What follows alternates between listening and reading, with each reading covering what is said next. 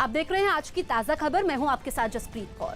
राजस्थान के डूंगरपुर में शिक्षक भर्ती 2018 की खाली पड़े पदों को भरने की मांग के लिए पिछले 18 दिनों से चल रहा प्रदर्शन हिंसक हो गया। डूंगरपुर में सड़कों पर उतरे लोगों ने पुलिस पर पत्थरबाजी भी की, कई गाड़ियों को आग के हवाले कर दिया गया। यह हंगामा वहां नेशनल हाईवे नंबर 8 पर हुआ, जिसकी वजह से उदयपुर को अहमदाबाद से जोड़ने वाला रास्ता बंद हुआ। सामने आए एक वीडियो में सड़कों पर उतरी हिंसक भीड़ पथराव करती नजर आई। कहा जा रहा है कि उग्र भीड़ ने 6 से 7 किलोमीटर तक नेशनल हाईवे को अपने कब्जे में लिया और वहां से गुजर रहे लोगों को निशाना भी बनाया। यही नहीं, इस हिंसक प्रदर्शन में पुलिस पर हमला हुआ। इस हंगामे में डूंगरपुर के एएसपी और एक एसएचओ समेत कई पुलिसकर्मी बुरी तरह घायल हो गए।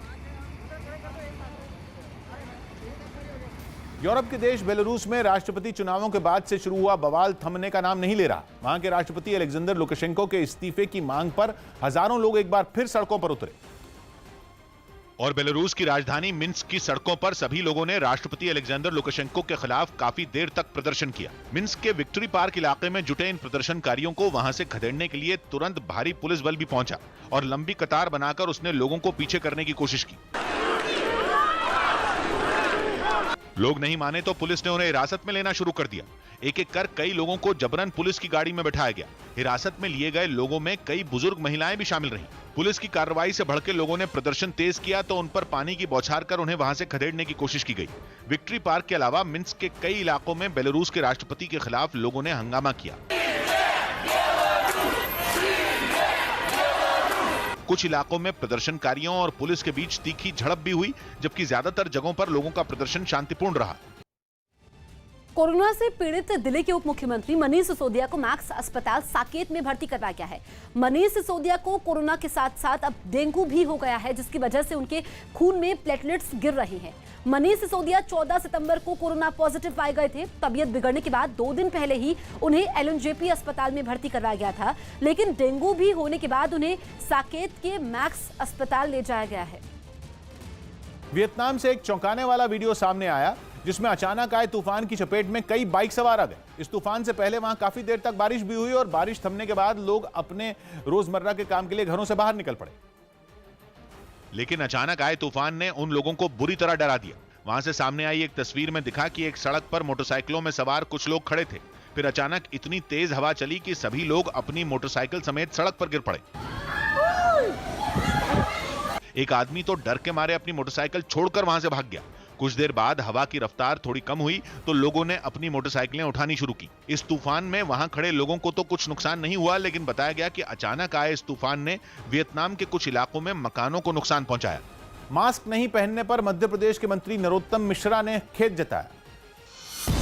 मध्य प्रदेश के गृह मंत्री नरोत्तम मिश्रा ने अपने मास्क नहीं पहनने वाले बयान पर खेद जताया। एक दिन पहले वो एक कार्यक्रम में बिना मास्क पहने हुए शामिल हुए थे और इस पर सवाल पूछे जाने पर भी उन्होंने कभी मास्क नहीं पहनने का दावा कर दिया था।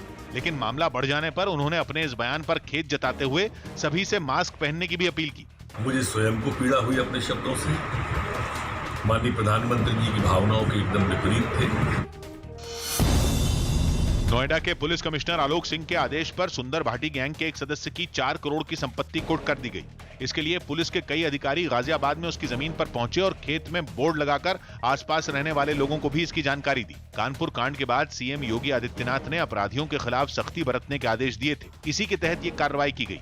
आप सभी ग्राम वासियों को हिदायत की जाती है कि इस बोर्ड को तथा इस खेत को किसी प्रकार से खुर्द-बुर्द करने का प्रयास ना करें, नहीं तो आपके विरुद्ध विधिक कार्रवाई अमल में लाई जाएगी। उत्तराखंड के सीएम त्रिवेंद्र सिंह रावत ने कृषि बिल पर हंगामा कर रहे विपक्षी दलों पर पलटवार किया। उन्होंने कृषि बिल के किसानों के हित में होने का दावा करते हुए कांग्रेस पर किसानों को भटकाने का आरोप लगाया। पूरा देश इस चीज को देख रहा है कि वास्तव में किसानों का सच्चा हितैषी कौन है। दिल्ली के पास हरियाणा के गुरुग्राम में पुलिस ने हथियार तस्करी के 2 आरोपियों को गिरफ्तार कर लिया। इन लोगों के पास से कई हथियार और जिंदा कारतूस भी बरामद हुए। पुलिस का दावा है कि ये लोग गुरुग्राम में इन हथियारों को पहुंचाने आ रहे थे। हमने वो जानकारियां हासिल की हैं और हम इसकी जो ओरिजिन है वहां तक जाएंगे और उन सब लोगों को इसमें गिरफ्तार करेंगे। दिल्ली के नंदनगरी इलाके में बीती रात एक बेकाबू क्लस्टर बस ने 6 लोगों को कुचल दिया। इस हादसे में 3 लोगों की मौत हो गई, जिसमें एक 12 साल का बच्चा भी शामिल है। बताया गया कि नंदनगरी फ्लाईओवर से उतरते समय ड्राइवर ने बस पर से नियंत्रण खोया, जिसकी वजह से बस फुटपाथ को ऊपर चढ़कर सामने खड़े एक ट्रक से टकरा गई। इस हादसे में 3 लोग गंभीर रूप से घायल हो गए, जिन्हें अस्पताल में भर्ती करवाया गया है। फिलहाल पुलिस मामले की जांच में जुटी है। कितनी पब्लिक कुचल गई यहाँ पे, कितने बच्चे कुचल गए यहाँ पे, ये बताइए। 30-40 आदमी कुचल चुका है यहाँ पे। वो दारू पी के आया, वो बस वाला भाग रहा था, उसे भागते हैं पकड़ा गया। उसे कंडक्टर उसके साथ पीछे भाग रहा था, भागते हैं पकड़ा गया जी। मेरा पोता खत्म हो गया। पोता? हाँ, मेरा 11 साल का लड़का था। बिहार के सहरसा से एक हैरान करने वाली तस्वीर सामने आई, जिसमें एक स्कूल चंद सेकंड के अंदर नदी में समा गया। इसमें किसी का कोई नुकसान तो नहीं पहुंचा, लेकिन इस हादसे ने लोगों को डरा दिया। घटना का एक वीडियो भी सामने आया, जिसमें स्कूल की इमारत देखते ही देखते कोसी नदी में समा गई। इस घटना के वक्त वहां गांव के कई लोग मौजूद रहे, जो उफनती नदी में स्कूल को जल समाधि लेता देख खौफ से भर गए। जो वीडियो सामने आया उसमें सबसे पहले स्कूल का एक हिस्सा नदी में गिरता दिखाई दिया और फिर अगले ही पल स्कूल का बाकी हिस्सा नदी में समा गया। इस घटना के बाद वहां धूल का गुबार छा गया। वहां मौजूद कुछ लोग तो स्कूल को नदी में समाता देख चिल्लाने लगे, जबकि कुछ लोग इस घटना का मोबाइल फोन से वीडियो बनाते रहे। बाद में वहां गांव के लोगों की भीड़ जमा हो गई। आसपास कई बच्चे भी दिखाई दिए। पंजाब के बठिंडा में कृषि बिल के मुद्दे पर आम आदमी पार्टी ने अकाली दल के विरोध में प्रदर्शन किया। अकाली दल की नेता हरसिमरत कौर ने हाल ही में कृषि बिलों का विरोध करते हुए मोदी कैबिनेट से इस्तीफा दिया था, लेकिन आम आदमी पार्टी ने इसे अकाली दल का सियासी दांव ठहरा दिया और बठिंडा में प्रदर्शन किया, जिसमें आम आदमी पार्टी की पंजाब की 2 विधायक बलजिंदर कौर और उपिंदर कौर रूबी भी शामिल हुई। इन दोनों नेताओं के अलावा पार्टी के कई कार्यकर्ता भी इस प्रदर्शन का हिस्सा बने, जिनमें कुछ ने हाथ में काला कपड़ा लिया था तो कुछ ने अपने सिर पर काला कपड़ा बांधा था। इन लोगों ने अकाली दल पर कृषि बिल के मुद्दे पर दोहरा रवैया अपनाने का आरोप लगाया और उसके खिलाफ नारेबाजी की। राजनीति बंद करो। यही नहीं, आम आदमी पार्टी ने हरसिमरत कौर के इस्तीफे को भी दिखावा बता दिया और आरोप लगाया कि उन्होंने किसानों के वोटों के लालच में ऐसा कदम उठाया। इनको पता है कि अगर किसान जथेबंदियां, किसान भाई रूठ गए तो हमें वोटें कौन डालेगा। पंजाब की ज्यादातर राजनीतिक पार्टियां केंद्र के कृषि बिलों का विरोध कर रही हैं, जिनमें बीजेपी की सहयोगी पार्टी अकाली दल भी शामिल है, क्योंकि वहां किसानों का एक बड़ा तबका इन बिलों के खिलाफ है। पश्चिम अफ्रीकी देश नाइजीरिया के लोकोजा में तेल ले जा रहे एक ट्रक में लगी आग से हुए हादसे में 23 से ज्यादा लोगों की जान चली गई। यह हादसा ट्रक के हाईवे पर पलटने की वजह से हुआ, जिसके बाद उसने वहां खड़ी कई गाड़ियों को अपनी चपेट में ले लिया। हादसे वाली जगह से आसमान में काले धुएं का गुबार उठता नजर आया, जो चंद मिनटों में पूरे इलाके में छा गया। ट्रक में पेट्रोल भरा होने की वजह से वहां पर आग तेजी से भड़की और उसने डरावना रूप ले लिया, जिसे देख आसपास और दूर दराज के लोग दहशत से भर गए। थोड़ी ही देर में वहां लोगों की भीड़ जमा हो गई। सड़क पर जलती गाड़ियों को देख तुरंत घटना की सूचना फायर ब्रिगेड को दी गई, जिसके बाद गाड़ियों के साथ दमकल कर्मी वहां पहुंचे और बिना देर किए आग बुझाने में जुट गए। बताया गया कि इस हादसे में एक कॉलेज की बस भी जल गई, जिसमें सवार कई छात्रों की मौत हो गई। आरोप लगा कि खराब सड़क की वजह से वहां पर इस तरह की घटनाएं कई बार हो चुकी हैं। पिछले महीने भी ऐसे ही एक हादसे में 3 लोगों की जान चली गई थी।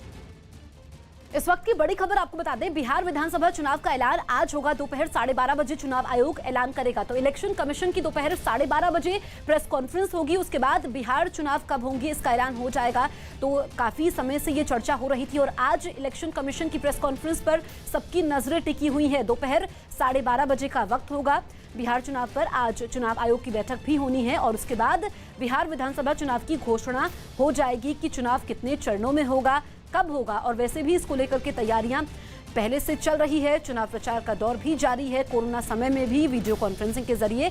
और आज 12:30 बजे इलेक्शन कमीशन की प्रेस कॉन्फ्रेंस होगी। नीरज हमारे सहयोगी फोन लाइन पर मौजूद है। नीरज, इसका इंतजार काफी समय से हो रहा था। 12:30 बजे तस्वीर साफ हो जाएगी कि बिहार चुनाव कब होंगे। देखिए, बिल्कुल 12:30 बजे बिहार चुनाव और देश में 60 से अधिक सीटों पे उपचुनाव की घोषणा होनी है। उन तमाम चीजों पे आज प्रेस कॉन्फ्रेंस रखी है चुनाव आयोग ने और इस बात की उम्मीद अधिक है कि पिछले बार देखिए बिहार में विधानसभा के चुनाव 5 से 6 चरणों में हुए थे, लेकिन इस बार 5 से 6 चरणों में उम्मीद नहीं है। ये माना जा रहा है, ये उम्मीद जताई जा रही है कि 2 से 3 चरणों में, जो सूत्रों से जानकारियां मिली हैं, कि 2 से 3 चरणों में चुनाव होंगे, क्योंकि कोरोना की वजह से 5 से 6 चरणों में बिहार में विधानसभा चुनाव कराना कोरोना संक्रमण को बढ़ावा देगा। इसलिए चुनाव आयोग ने इस बात का ध्यान रखा है कि कोरोना को देखते हुए उसको कम किया जाए। अब कितने चरणों में चुनाव होगा ये आज 12:30 बजे साफ होगा, लेकिन देश के बाकी हिस्सों में जो उपचुनाव है वहां भी उसकी भी तैयारी चुनाव आयोग ने की है। और आपको याद होगा कि आज से कुछ दिन पहले इस बात का ऐलान किया था चुनाव आयोग ने कि वो बिहार विधानसभा चुनाव के साथ ही बाकी सीटों पर जो उपचुनाव होने हैं वहां भी चुनाव की घोषणा का ऐलान करेंगे। आने वाले दिनों में बिहार का दौरा भी करेगी चुनाव आयोग की टीम, जिसमें मुख्य चुनाव आयुक्त और दोनों बिल्कुल। तो नीरज, इंतजार दोपहर 12:30 बजे का है जब इलेक्शन कमीशन की प्रेस कॉन्फ्रेंस होगी और बिहार चुनाव की तारीखों का ऐलान होगा। बढ़ते हैं आगे। यूपी में महिलाओं के खिलाफ अपराध पर लगाम लगाने के लिए योगी सरकार ने नया आदेश जारी कर दिया है। न्यूज 18 के अजीत सिंह की रिपोर्ट है कि इस आदेश के बाद राज्य में महिलाओं से छेड़खानी, रेप और गलत व्यवहार करने वाले बदमाशों के पोस्टर अब चौराहे पर लगाए जाएंगे, ताकि ऐसे अपराधियों के बारे में लोगों को पता चले, उनका समाज बहिष्कार कर पाए। जबकि ऐसे बदमाशों की मदद करने वालों में बदनामी का डर पैदा करने के लिए उनके नाम भी सामने लाए जाएंगे। साथ ही ये भी आदेश दिया गया कि महिलाओं से अपराध करने वालों को महिला पुलिसकर्मी ही सजा दे, ताकि वो फिर ऐसा करने से डरे। यही नहीं, जिस इलाके में ऐसी घटना होगी उसके लिए वहां की पुलिसकर्मी और अधिकारी पूरी तरह जिम्मेदार होंगे और दोषी पाए जाने पर उनके खिलाफ कार्रवाई भी होगी। सीएम योगी के इस आदेश के बाद विपक्ष ने यूपी सरकार पर सवाल उठाने में देर नहीं की और राज्य में अपराध रोकने में उन्हें नाकाम करार दिया। योगी सरकार पहले ये बताएं कि कितने आप कानून बना चुके हैं, रोमियो स्कॉट ने क्या किया, आप अपराध नहीं रोक पा रहे हैं, न्यायालय का भी काम आप तय कर देंगे। पंजाब के कई जिलों में कृषि बिल का विरोध करने वाले किसानों ने रेल रोको आंदोलन किया। ये बिल संसद में पास हो चुके हैं, लेकिन देश के अलग अलग हिस्सों में रहने वाले कई किसानों के मुताबिक इन बिलों की वजह से उनकी माली हालत बिगड़ सकती है और इसीलिए उन्होंने अपना विरोध जारी रखा। जिन राज्यों में इन कृषि बिलों का सबसे ज्यादा विरोध हुआ, पंजाब उनमें एक है। वहां कई जगहों पर बिल का विरोध करने वाले किसानों ने रेल रोको आंदोलन किया। अमृतसर में तो ये किसान रेलवे ट्रैक पर ही बैठ गए। बड़ी तादाद में रेलवे ट्रैक पर इकट्ठा हुए किसानों ने जमकर नारे लगाए।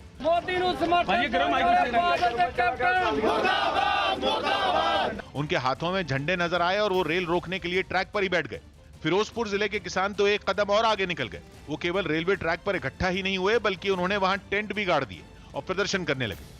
इन किसानों ने बिल का विरोध करने वाली राजनीतिक पार्टियों पर भी नाराजगी जताई और उन्हें सलाह दी कि अगर वो सच में किसानों का भला चाहती हैं तो उन्हें प्रधानमंत्री से इस बारे में बात करनी चाहिए। ਅਸੀਂ ਕਹਿਣਾ ਚਾਹੁੰਦੇ ਇਹਨਾਂ ਨੂੰ ਪੋਲੀਟੀਕਲ ਪਾਰਟੀਆਂ ਨੂੰ ਸਿੱਧਾ ਦਿੱਲੀ ਵੱਲ ਨੂੰ ਕੂਚ ਕਰੋ, ਉੱਥੇ ਜਾ ਕੇ ਮੋਦੀ ਦੇ ਗਲ ਪਾਓ, ਇਹ ਆਰਡੀਨੈਂਸ ਜਿਹੜੇ ਆ ਉੱਥੇ ਜਾ ਕੇ ਰੱਦ ਕਰਾਓ, ਕਿਉਂ ਲੋਕਾਂ ਨੇ ਬੜੀ ਵੱਡੀ ਤਾਕਤ ਦਿੱਤੀ ਤੁਹਾਨੂੰ। विरोध के बीच केंद्र सरकार ने एक बार फिर किसानों को समझाया और बिल से जुड़ी उनकी शंकाएं दूर करने की कोशिश की। अब इसमें कोई भी प्रावधान ऐसा नहीं है जिससे किसान का नुकसान होने वाला हो। बिल में मंडी से जुड़े नियमों में बदलाव और न्यूनतम समर्थन मूल्य के मुद्दे पर विपक्ष और कई किसान संगठन लगातार मोदी सरकार का विरोध कर रहे हैं। फिट इंडिया अभियान के तहत पीएम ने कई हस्तियों से बात की। प्रधानमंत्री मोदी ने फिट इंडिया अभियान के तहत देश की कई हस्तियों से बात की। इसमें विराट कोहली और मिलिंद सोमन भी शामिल रहे। इस बातचीत के दौरान कोहली ने फिटनेस को अपनी सफलता का श्रेय दिया। ये कैप्टन को भी ये योयो टेस्ट करवाना पड़ता है कि आपको छुट्टी होती है, और योयो टेस्ट होता क्या है? टेस्ट ये बहुत जरूरी था फिटनेस पॉइंट ऑफ व्यू से। ये कंडीशन है कि अगर मैं भी फेल हो जाऊंगा तो सिलेक्शन के लिए मैं भी अवेलेबल नहीं हूँ। एम्स भोपाल में कोरोना मरीज की मौत के बाद वायरस के फैलने की संभावना पर रिसर्च जारी है। इस रिसर्च का मकसद उन लोगों की सुरक्षा है जो किसी अपने की कोरोना से मौत के बाद अंतिम संस्कार में हिस्सा लेते हैं। हालांकि शुरुआती रिसर्च में यह बात सामने आई कि मेडिकल के नियमों का पूरा पालन करते हुए शव को प्लास्टिक बैग में रखा जाए तो अंतिम संस्कार करते समय डरने की जरूरत नहीं होती। हालांकि इस रिसर्च के पूरे नतीजे आने अभी बाकी हैं। इंडिया में कोई स्टडी नहीं थी, तो हम लोग ये स्टडी कर रहे हैं। दिल्ली में आईटीबीपी के जवानों ने कोरोना से ठीक हुए कुछ मरीजों को ताली बजाकर घर भेजा। ये सभी छतरपुर में कोरोना मरीजों के लिए बनाए गए कोविड केयर सेंटर में भर्ती थे। सही सलामत घर रवाना होने पर उन्होंने आईटीबीपी जवानों का शुक्रिया भी अदा किया।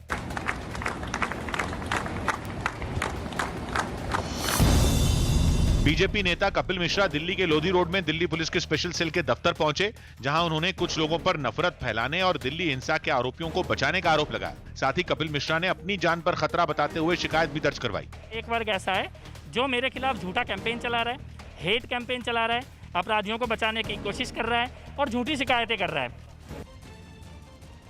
CICA की शिखर बैठक में पाकिस्तान ने एक बार फिर कश्मीर पर रोना रोया तो भारत ने उसे उसकी ही भाषा में मुंहतोड़ जवाब देने में देर नहीं की। CICA एशियाई देशों का एक ऐसा मंच है जिसमें बातचीत और विश्वास निर्माण के उपायों पर सभी देशों के प्रतिनिधि चर्चा करते हैं।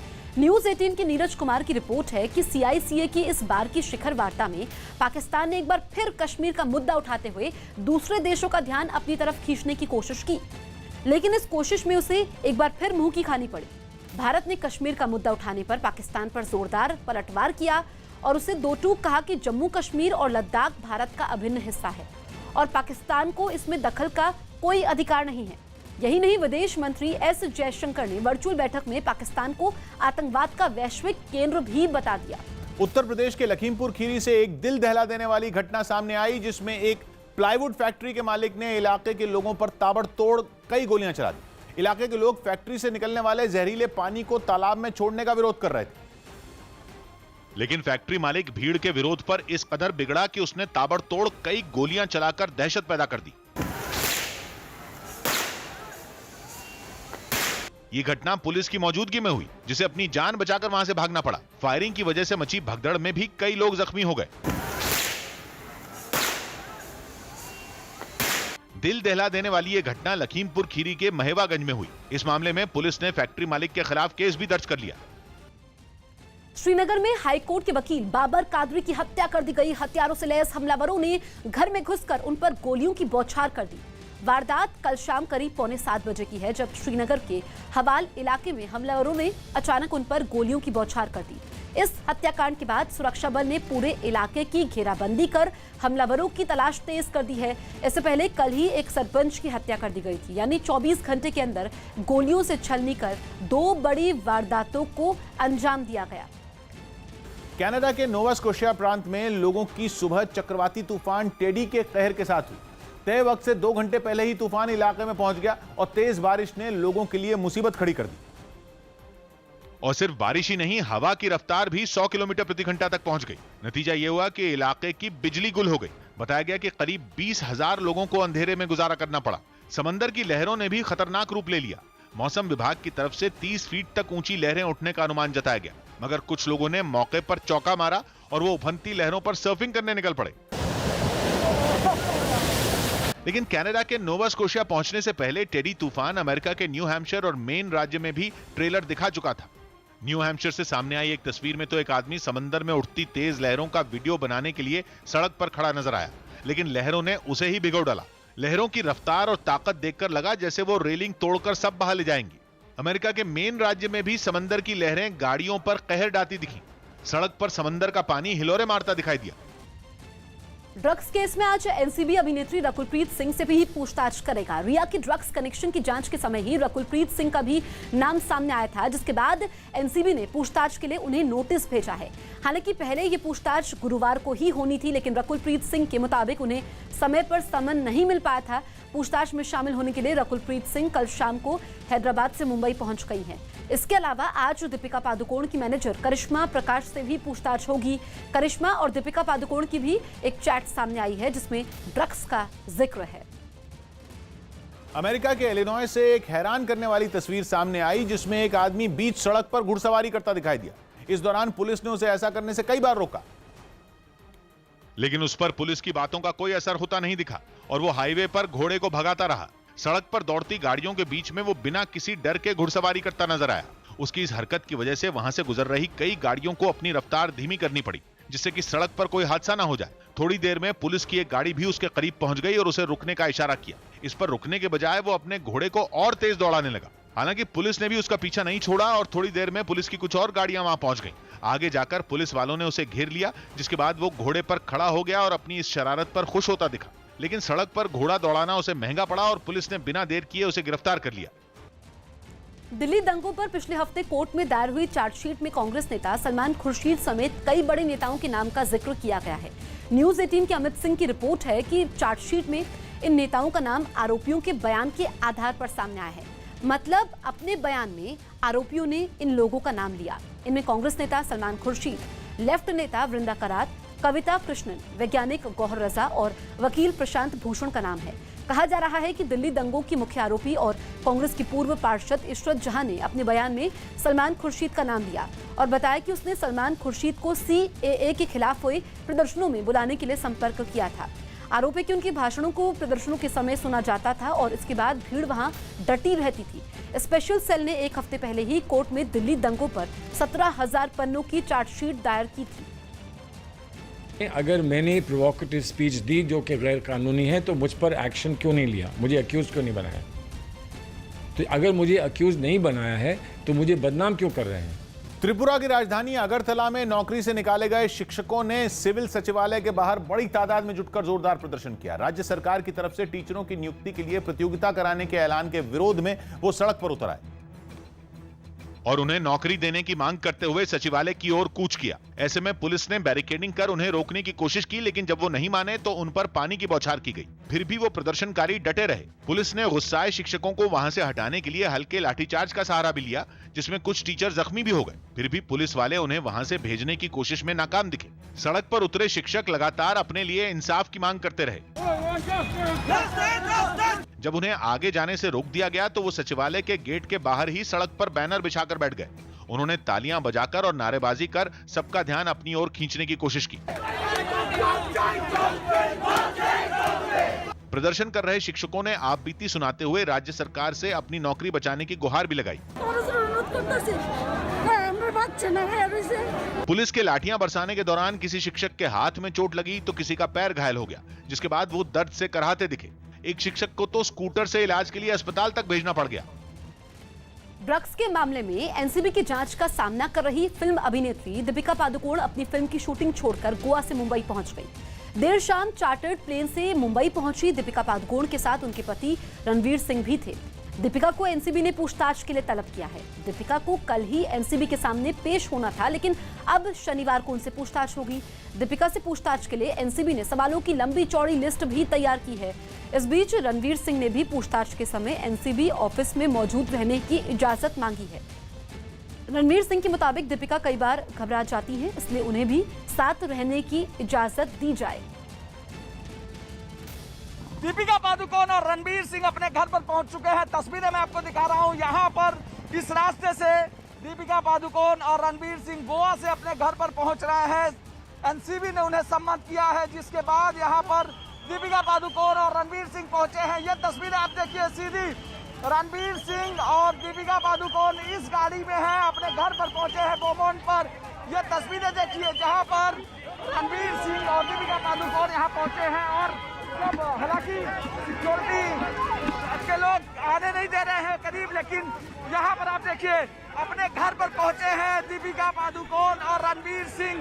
उन्हें एनसीबी ने सम्मन किया है और उसके बाद गोवा से वो मुंबई पहुंचे हैं अपने घर पर बोमोन बिल्डिंग में। अभी आपने देखा कि दीपिका पादुकोण और रणवीर सिंह अपने घर पर पहुंचे हैं और यहाँ पर वो अब अपने घर पर रहेंगे। शनिवार को उन्हें खासकर दीपिका पादुकोण को एनसीबी के सामने पेश होना है। अमेरिका के केंटकी राज्य में हिंसक प्रदर्शन में गोली चलने से 2 पुलिस वाले घायल हो गए। मार्च में वहां पुलिस की गोली से एक अफ्रीकी मूल के अमेरिकी नागरिक की मौत हो गई थी। लेकिन अमेरिका की ग्रैंड जूरी ने 3 आरोपी पुलिस वालों में सिर्फ एक ही पर चार्ज लगाया, और वो भी हत्या का नहीं बल्कि दूसरे की जान जोखिम में डालने का। इस फैसले की भनक लगते ही पहले से भड़के हुए लोग आग बबूला हो गए और विरोध दर्ज कराने के लिए सड़कों पर उतर आए। मुखौटे से अपना मुंह ढका एक प्रदर्शनकारी तो सरेआम राइफल लेकर घूमता दिखा। सामने आई एक दूसरी तस्वीर में एक और प्रदर्शनकारी गन लोड करता नजर आया। हालात ऐसे हो गए कि पुलिस को सड़क पर तैनात होना पड़ा। इससे पहले सुबह गुस्साए लोगों पर काबू पाने के लिए पुलिस डंडे लेकर उनके आगे खड़ी दिखी। जब वो नहीं माने तो पुलिस ने सख्ती भी की और कुछ के हाथ बांध दिए।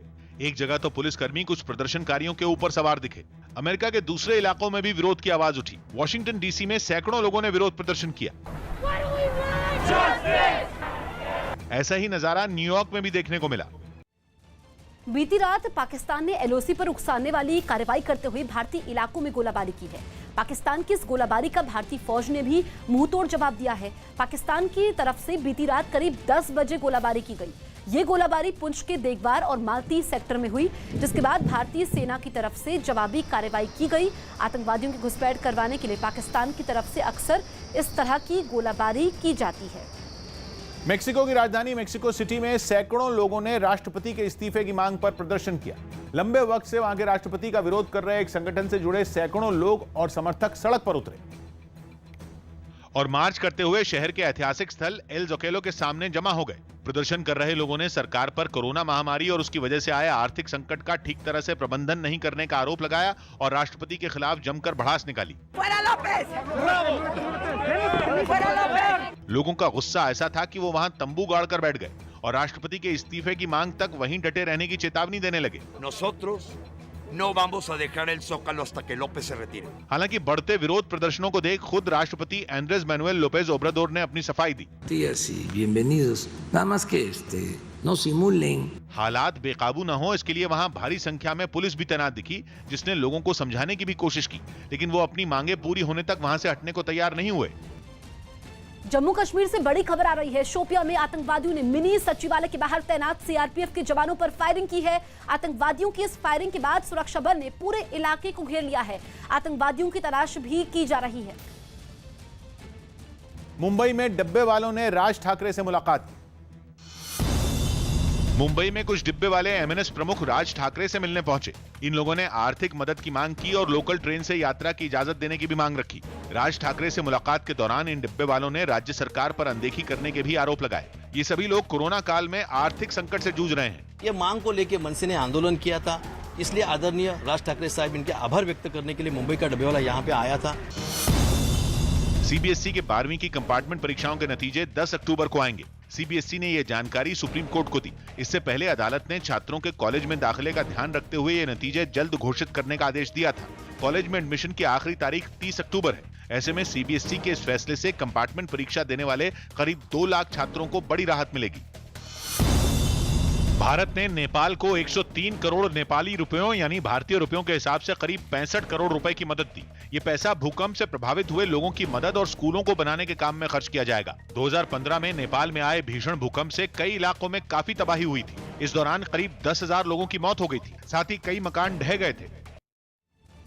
ब्राजील के रियो डी जेनेरो में तेज बारिश के बाद बाढ़ जैसे हालात हो गए। वहां कई घंटों तक लगातार बारिश के बाद अचानक बाढ़ आ गई, जिसका पानी रियो डी जेनेरो की सड़कों पर बहने लगा। इस पानी में कई गाड़ियां भी आधी डूबी नजर आईं। बाढ़ से लोगों की मुश्किलें भी बढ़ गईं और वो घुटनों तक भरे पानी से निकलने पर मजबूर हो गए। कई लोग तो जुगाड़ लगाकर पानी से बचने की कोशिश करते दिखाई दिए। सड़क पर भरे पानी की वजह से कई गाड़ियां फंसी भी नजर आईं। 9 meses aqui, a prefeitura, através da prefeitura. हालांकि लोगों की परेशानी को देखते हुए वहां पुलिस और रेस्क्यू टीम पहुंच गई। पंजाब के मोहाली में उस वक्त एक बड़ा हादसा हो गया जब एक पुरानी इमारत अचानक जमींदोज हो गई। इस हादसे में 3 लोगों की मौत हो गई, जबकि कई लोग इमारत के मलबे में अभी भी दबे हैं, जिन्हें निकालने के लिए प्रशासन की तरफ से रेस्क्यू ऑपरेशन चलाया गया। हादसे के बाद वहां से आई एक तस्वीर में आसपास रहने वाले कई लोग मलबा हटाने के काम में जुटे दिखे। इसी तरह कुछ पुलिस वाले भी ईंट और पत्थरों को हटाते नजर आए। मामले की गंभीरता को देखते हुए वहां फौरन मलबा हटाने के लिए खुदाई करने वाली मशीन भी बुला ली गई, जिसकी मदद से तेजी से मलबा हटाने का काम शुरू किया गया। थोड़ी देर बाद वहां एनडीआरएफ के लोग भी पहुंच गए, जो ड्रिल करने वाली मशीन से इमारत की छत में छेद करते दिखाई दिए। कितने बंदे हैं नीचे? नीचे मुझे 2 बंदे हैं, 2-3। कितने बंदे काम कर रहे थे? 3-4 बंदे हैं। इस दर्दनाक हादसे के बाद वहां पुलिस और प्रशासन के कई बड़े अधिकारी पहुंच गए। इस दौरान वहां लोगों की भारी भीड़ दिखाई दी, जिनमें शामिल कुछ लोग प्रशासन से नाराज नजर आए। कृषि से जुड़े संसद से पास किए गए बिल 3 विधेयकों के खिलाफ आज किसानों ने भारत बंद का ऐलान किया है। भारत बंद का फैसला अखिल भारतीय किसान संघर्ष समन्वय समिति ने किया है। इस बीच जगह जगह पर विरोध प्रदर्शन के अलावा रेल रोको, रास्ता रोको का भी ऐलान किया गया है। हालांकि किसानों के संगठन ने इस बीच इमरजेंसी सेवाओं को इस बंद से मुक्त रखने का फैसला किया है। पंजाब, हरियाणा, राजस्थान के अलावा पश्चिम उत्तर प्रदेश में बंद का खासा असर दिखाई दे सकता है। किसानों के आंदोलन को देखते हुए रेलवे ने अपनी कई ट्रेनों को पहले से ही 26 सितंबर तक के लिए रद्द कर दिया है। तो पंजाब संगठन है किसानों के, उन्होंने हिंदुस्तान बंद का आह्वान किया। हम उसका जो समर्थन करेंगे और गांव में जो हमारे बंदे पीछे हैं आदमी, वो गांव बंद करवाएंगे और कोल को हम सफल करेंगे। इस तो अलावा जो साडा ये मोर्चा है लगातार कंटिन्यू चलता रहेगा। हजारों की तादाद में इस मोर्चे के शामिल होने के लिए आज लोग आएंगे और लगता है कि अपने दिल्ली को जाकर के सहमति गिनती लग जाएगी। थाईलैंड से एक दिल दहला देने वाला वीडियो सामने आया जिसमें एक गांव में घुसे जंगली भालू को पकड़ने के लिए उस पर फायरिंग करनी पड़ी। भालू ने पिछले 2 हफ्तों से गांव में आतंक फैला रखा था। इसलिए वहां के खौनकेन इलाके में वन विभाग की एक टीम को मोर्चा संभालना पड़ा। हाथों में बंदूक लिए वो उस भालू की तलाश में इधर से उधर भागते दिखे। तभी बच निकलने की फिराक में वो भालू झाड़ियों में छिपा नजर आया। कुछ सेकंड ही बीते थे कि फायरिंग की आवाज सुनाई दी, मगर शातिर भालू को पकड़ना इतना आसान नहीं था। वो बच निकला और बदला लेने के लिए लोगों के पीछे दौड़ पड़ा। उससे जान बचाने के लिए एक वनकर्मी तालाब में ही कूद गया। मौका पाकर वनकर्मियों ने एक के बाद एक कई फायर किए और भालू आंखों के सामने से ओझल हो गया। कई घंटों तक नाकों चने चबवाने के बाद आखिरकार भालू उनके हत्थे चढ़ ही गया। बेहोशी की हालत में वो जमीन पर पड़ा नजर आया। उससे छुटकारा पाकर लोगों ने भी राहत की सांस ली। इसके बाद भालू को एक पिंजरे में डालकर वाइल्ड लाइफ सेंटर ले जाया गया, जहां इलाज के बाद उसे वापस जंगल में छोड़ दिया जाएगा। इस वक्त की बड़ी खबर आपको बता दें, ड्रग्स मामले में एनसीबी ने मुंबई में छापे मारे हैं। जानकारी के मुताबिक एनसीबी ने 3 जगह छापेमारी की है, तो 3 अलग अलग जगह पर यह छापेमारी की है एनसीबी ने ड्रग्स मामले में। और जो भी पूछताछ हो रही है, जो रोज नए खुलासे हो रहे हैं, अब इसके बाद एनसीबी की टीम ने 3 अलग अलग इलाकों में मुंबई में छापेमारी की है। इस वक्त की बड़ी खबर हम आपको बता रहे हैं, ड्रग्स मामले में एनसीबी ने मुंबई में छापे मारे हैं। आशीष हमारे सहयोगी फोन लाइन पर मौजूद हैं। आशीष, इस छापेमारी के बारे में और क्या जानकारी मिल रही है? जी, ये छापेमारी जो है वो पवई के इलाके में, अंधेरी लोखंडवाला के इलाके में, वर्सोवा में जारी है। और सबसे अहम बात यह है कि अभिगिल पांडे और सोनम जौहर, इनके घर पे वापस जो है एनसीबी ने छापेमारी की है, क्योंकि और वहां से ड्रग्स बरामद करने के अलावा कहीं न कहीं एनसीबी को जानकारी जो मिली है सूत्रों के हवाले से और पूछताछ के दौरान, उसके मुताबिक ये दोनों ही सेलिब्रिटीज, स्मॉल टाइम जो एक्टर्स हैं टीवी के, ये दोनों न केवल जो है ड्रग्स का सेवन कर रहे थे, बल्कि कई सेलिब्रिटीज को सप्लाई करने में भी इनकी भूमिका उभर कर सामने आई है। लिहाजा उनकी निशानदेही पर पवई के इलाके में और अंधेरी लोखंडवाला के इलाके में भी जो है छापेमारी की जा रही है, जबकि सनम जौहर और अभिगिल पांडे, इनके घर पे भी इस वक्त सर्च ऑपरेशन एनसीबी का जारी है। चलिए आशीष, नजर बनाए रखिए, लौटेंगे आपके पास। चीन ने अमेरिका को अपने सैनिक ताइवान। जम्मू कश्मीर के त्राल में हुई मुठभेड़ का एक चौंका देने वाला वीडियो सामने आया, जिसमें सुरक्षा बल के जवान वहां छिपे एक आतंकी को सरेंडर करने के लिए कहते सुने गए, लेकिन उसने सरेंडर नहीं किया। इस मुठभेड़ का वीडियो जम्मू कश्मीर पुलिस ने जारी किया, जिसमें एक मकान के चारों तरफ सुरक्षा बल की घेराबंदी दिखी। इसी मकान में एक आतंकी छिपा हुआ था। जवानों ने उसे सरेंडर करने के लिए काफी वक्त दिया, लेकिन वो मकान से बाहर नहीं आया। आपको रिक्वेस्ट करता हूं कि वो बाहर आके हमारे सामने सरेंडर करे। जवानों ने इलाके के लोगों की भी मदद ली। सामने आई एक तस्वीर में वहां रहने वाला एक शख्स आतंकी से बात करता हुआ दिखा। उसने मकान में छिपे आतंकी को सुरक्षा बल के हवाले करने के लिए भी काफी समझाया, लेकिन वो तैयार नहीं हुआ। इसको बोल सिलेंडर कर ले, आप बचोगे। बता इसको बोल कर ले सिलेंडर, 4 बार तो भेज दिया। काफी कोशिश के बावजूद जब आतंकी सरेंडर के लिए तैयार नहीं हुआ, तो जवानों ने आसपास रहने वाले लोगों को वहां से सुरक्षित बाहर निकालना शुरू कर दिया। तो फौज ने बोला कि आप बाहर आ जाओ, सिलेंडर करो, हम कुछ नहीं करेंगे, लेकिन उसने 4 बार जाके भी नहीं माना।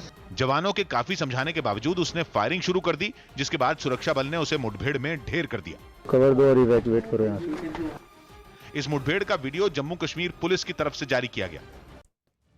हरियाणा के रोहतक से एक हैरान करने वाला वीडियो सामने आया, जिसमें महिलाओं के कपड़ों में एक प्रेमी दिखा, जो प्रेमिका से मिलने के लिए अस्पताल पहुंचा, लेकिन उसे वहां के सुरक्षाकर्मी ने पकड़ लिया। उसकी प्रेमिका के पति का इलाज उस अस्पताल में चल रहा था और इसीलिए वो वहां मौजूद थी। और इस मौके का फायदा उठाते हुए महिलाओं की वेशभूषा में उस महिला का प्रेमी अस्पताल पहुंच गया, लेकिन जैसे ही एक सुरक्षा कर्मी को उस पर शक हुआ, उसने उसे पकड़कर एक स्ट्रेचर पर बांध दिया। लेकिन उस आदमी की अकड़ कम नहीं हुई और वो वहां जुटे लोगों को धमकाने लगा। मार ले, क्या हुआ मेरे?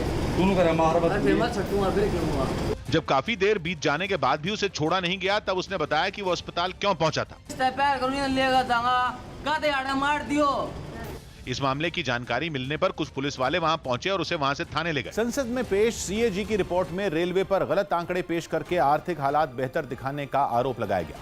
न्यूज़ 18 के चंदन जटवाड़े की रिपोर्ट है कि सीएजी ने रेलवे के आर्थिक हालात पर चिंता जताई और अपनी रिपोर्ट में आरोप लगाया कि रेलवे ने अपने आर्थिक हालात बेहतर दिखाने के लिए गलत जानकारी दी और भविष्य की कमाई को अपनी मौजूदा कमाई बताकर अपने खाते में दिखाया।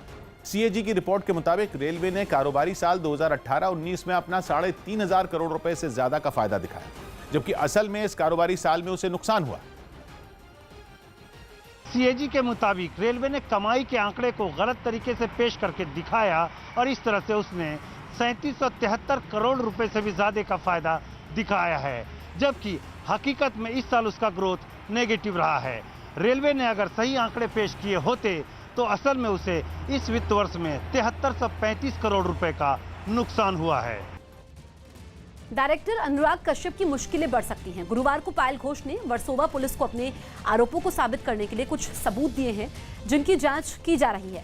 पायल घोष ने अनुराग कश्यप पर रेप, यौन शोषण समेत कई और धाराओं में एफआईआर दर्ज करवाई है। मामला 2013 का है, इसलिए अनुराग कश्यप से पूछताछ से पहले पुलिस सारे सबूत जुटा लेना चाहती है। पायल घोष का आरोप है कि 2013 में काम देने के बहाने अनुराग कश्यप ने उनके साथ रेप किया, घर में बंदी बनाकर रखा। इस बीच पायल घोष ने अपनी जान को भी खतरा बताया है। 376 यानी कि 371 बलात्कार का जो सेक्शन है, 354, 354 मॉलेस्टेशन और 341 और 342 यानी कि उसको बंदी बनाकर घर में प्रतिबंध किया बाहर जाने के बाद और उसको बलात्कार किया। क्योंकि उसकी जान को खतरा है। अगर पुलिस की जिम्मेदारी है उसको प्रोटेक्शन प्रोवाइड करने का, अगर पुलिस अगर प्रोवाइड नहीं करती है, अगर कोई उसको मार देगा और बोलेगा सुसाइड है, तो सुसाइड नहीं, डेफिनेटली वो तो मर्डर ही होगा ना।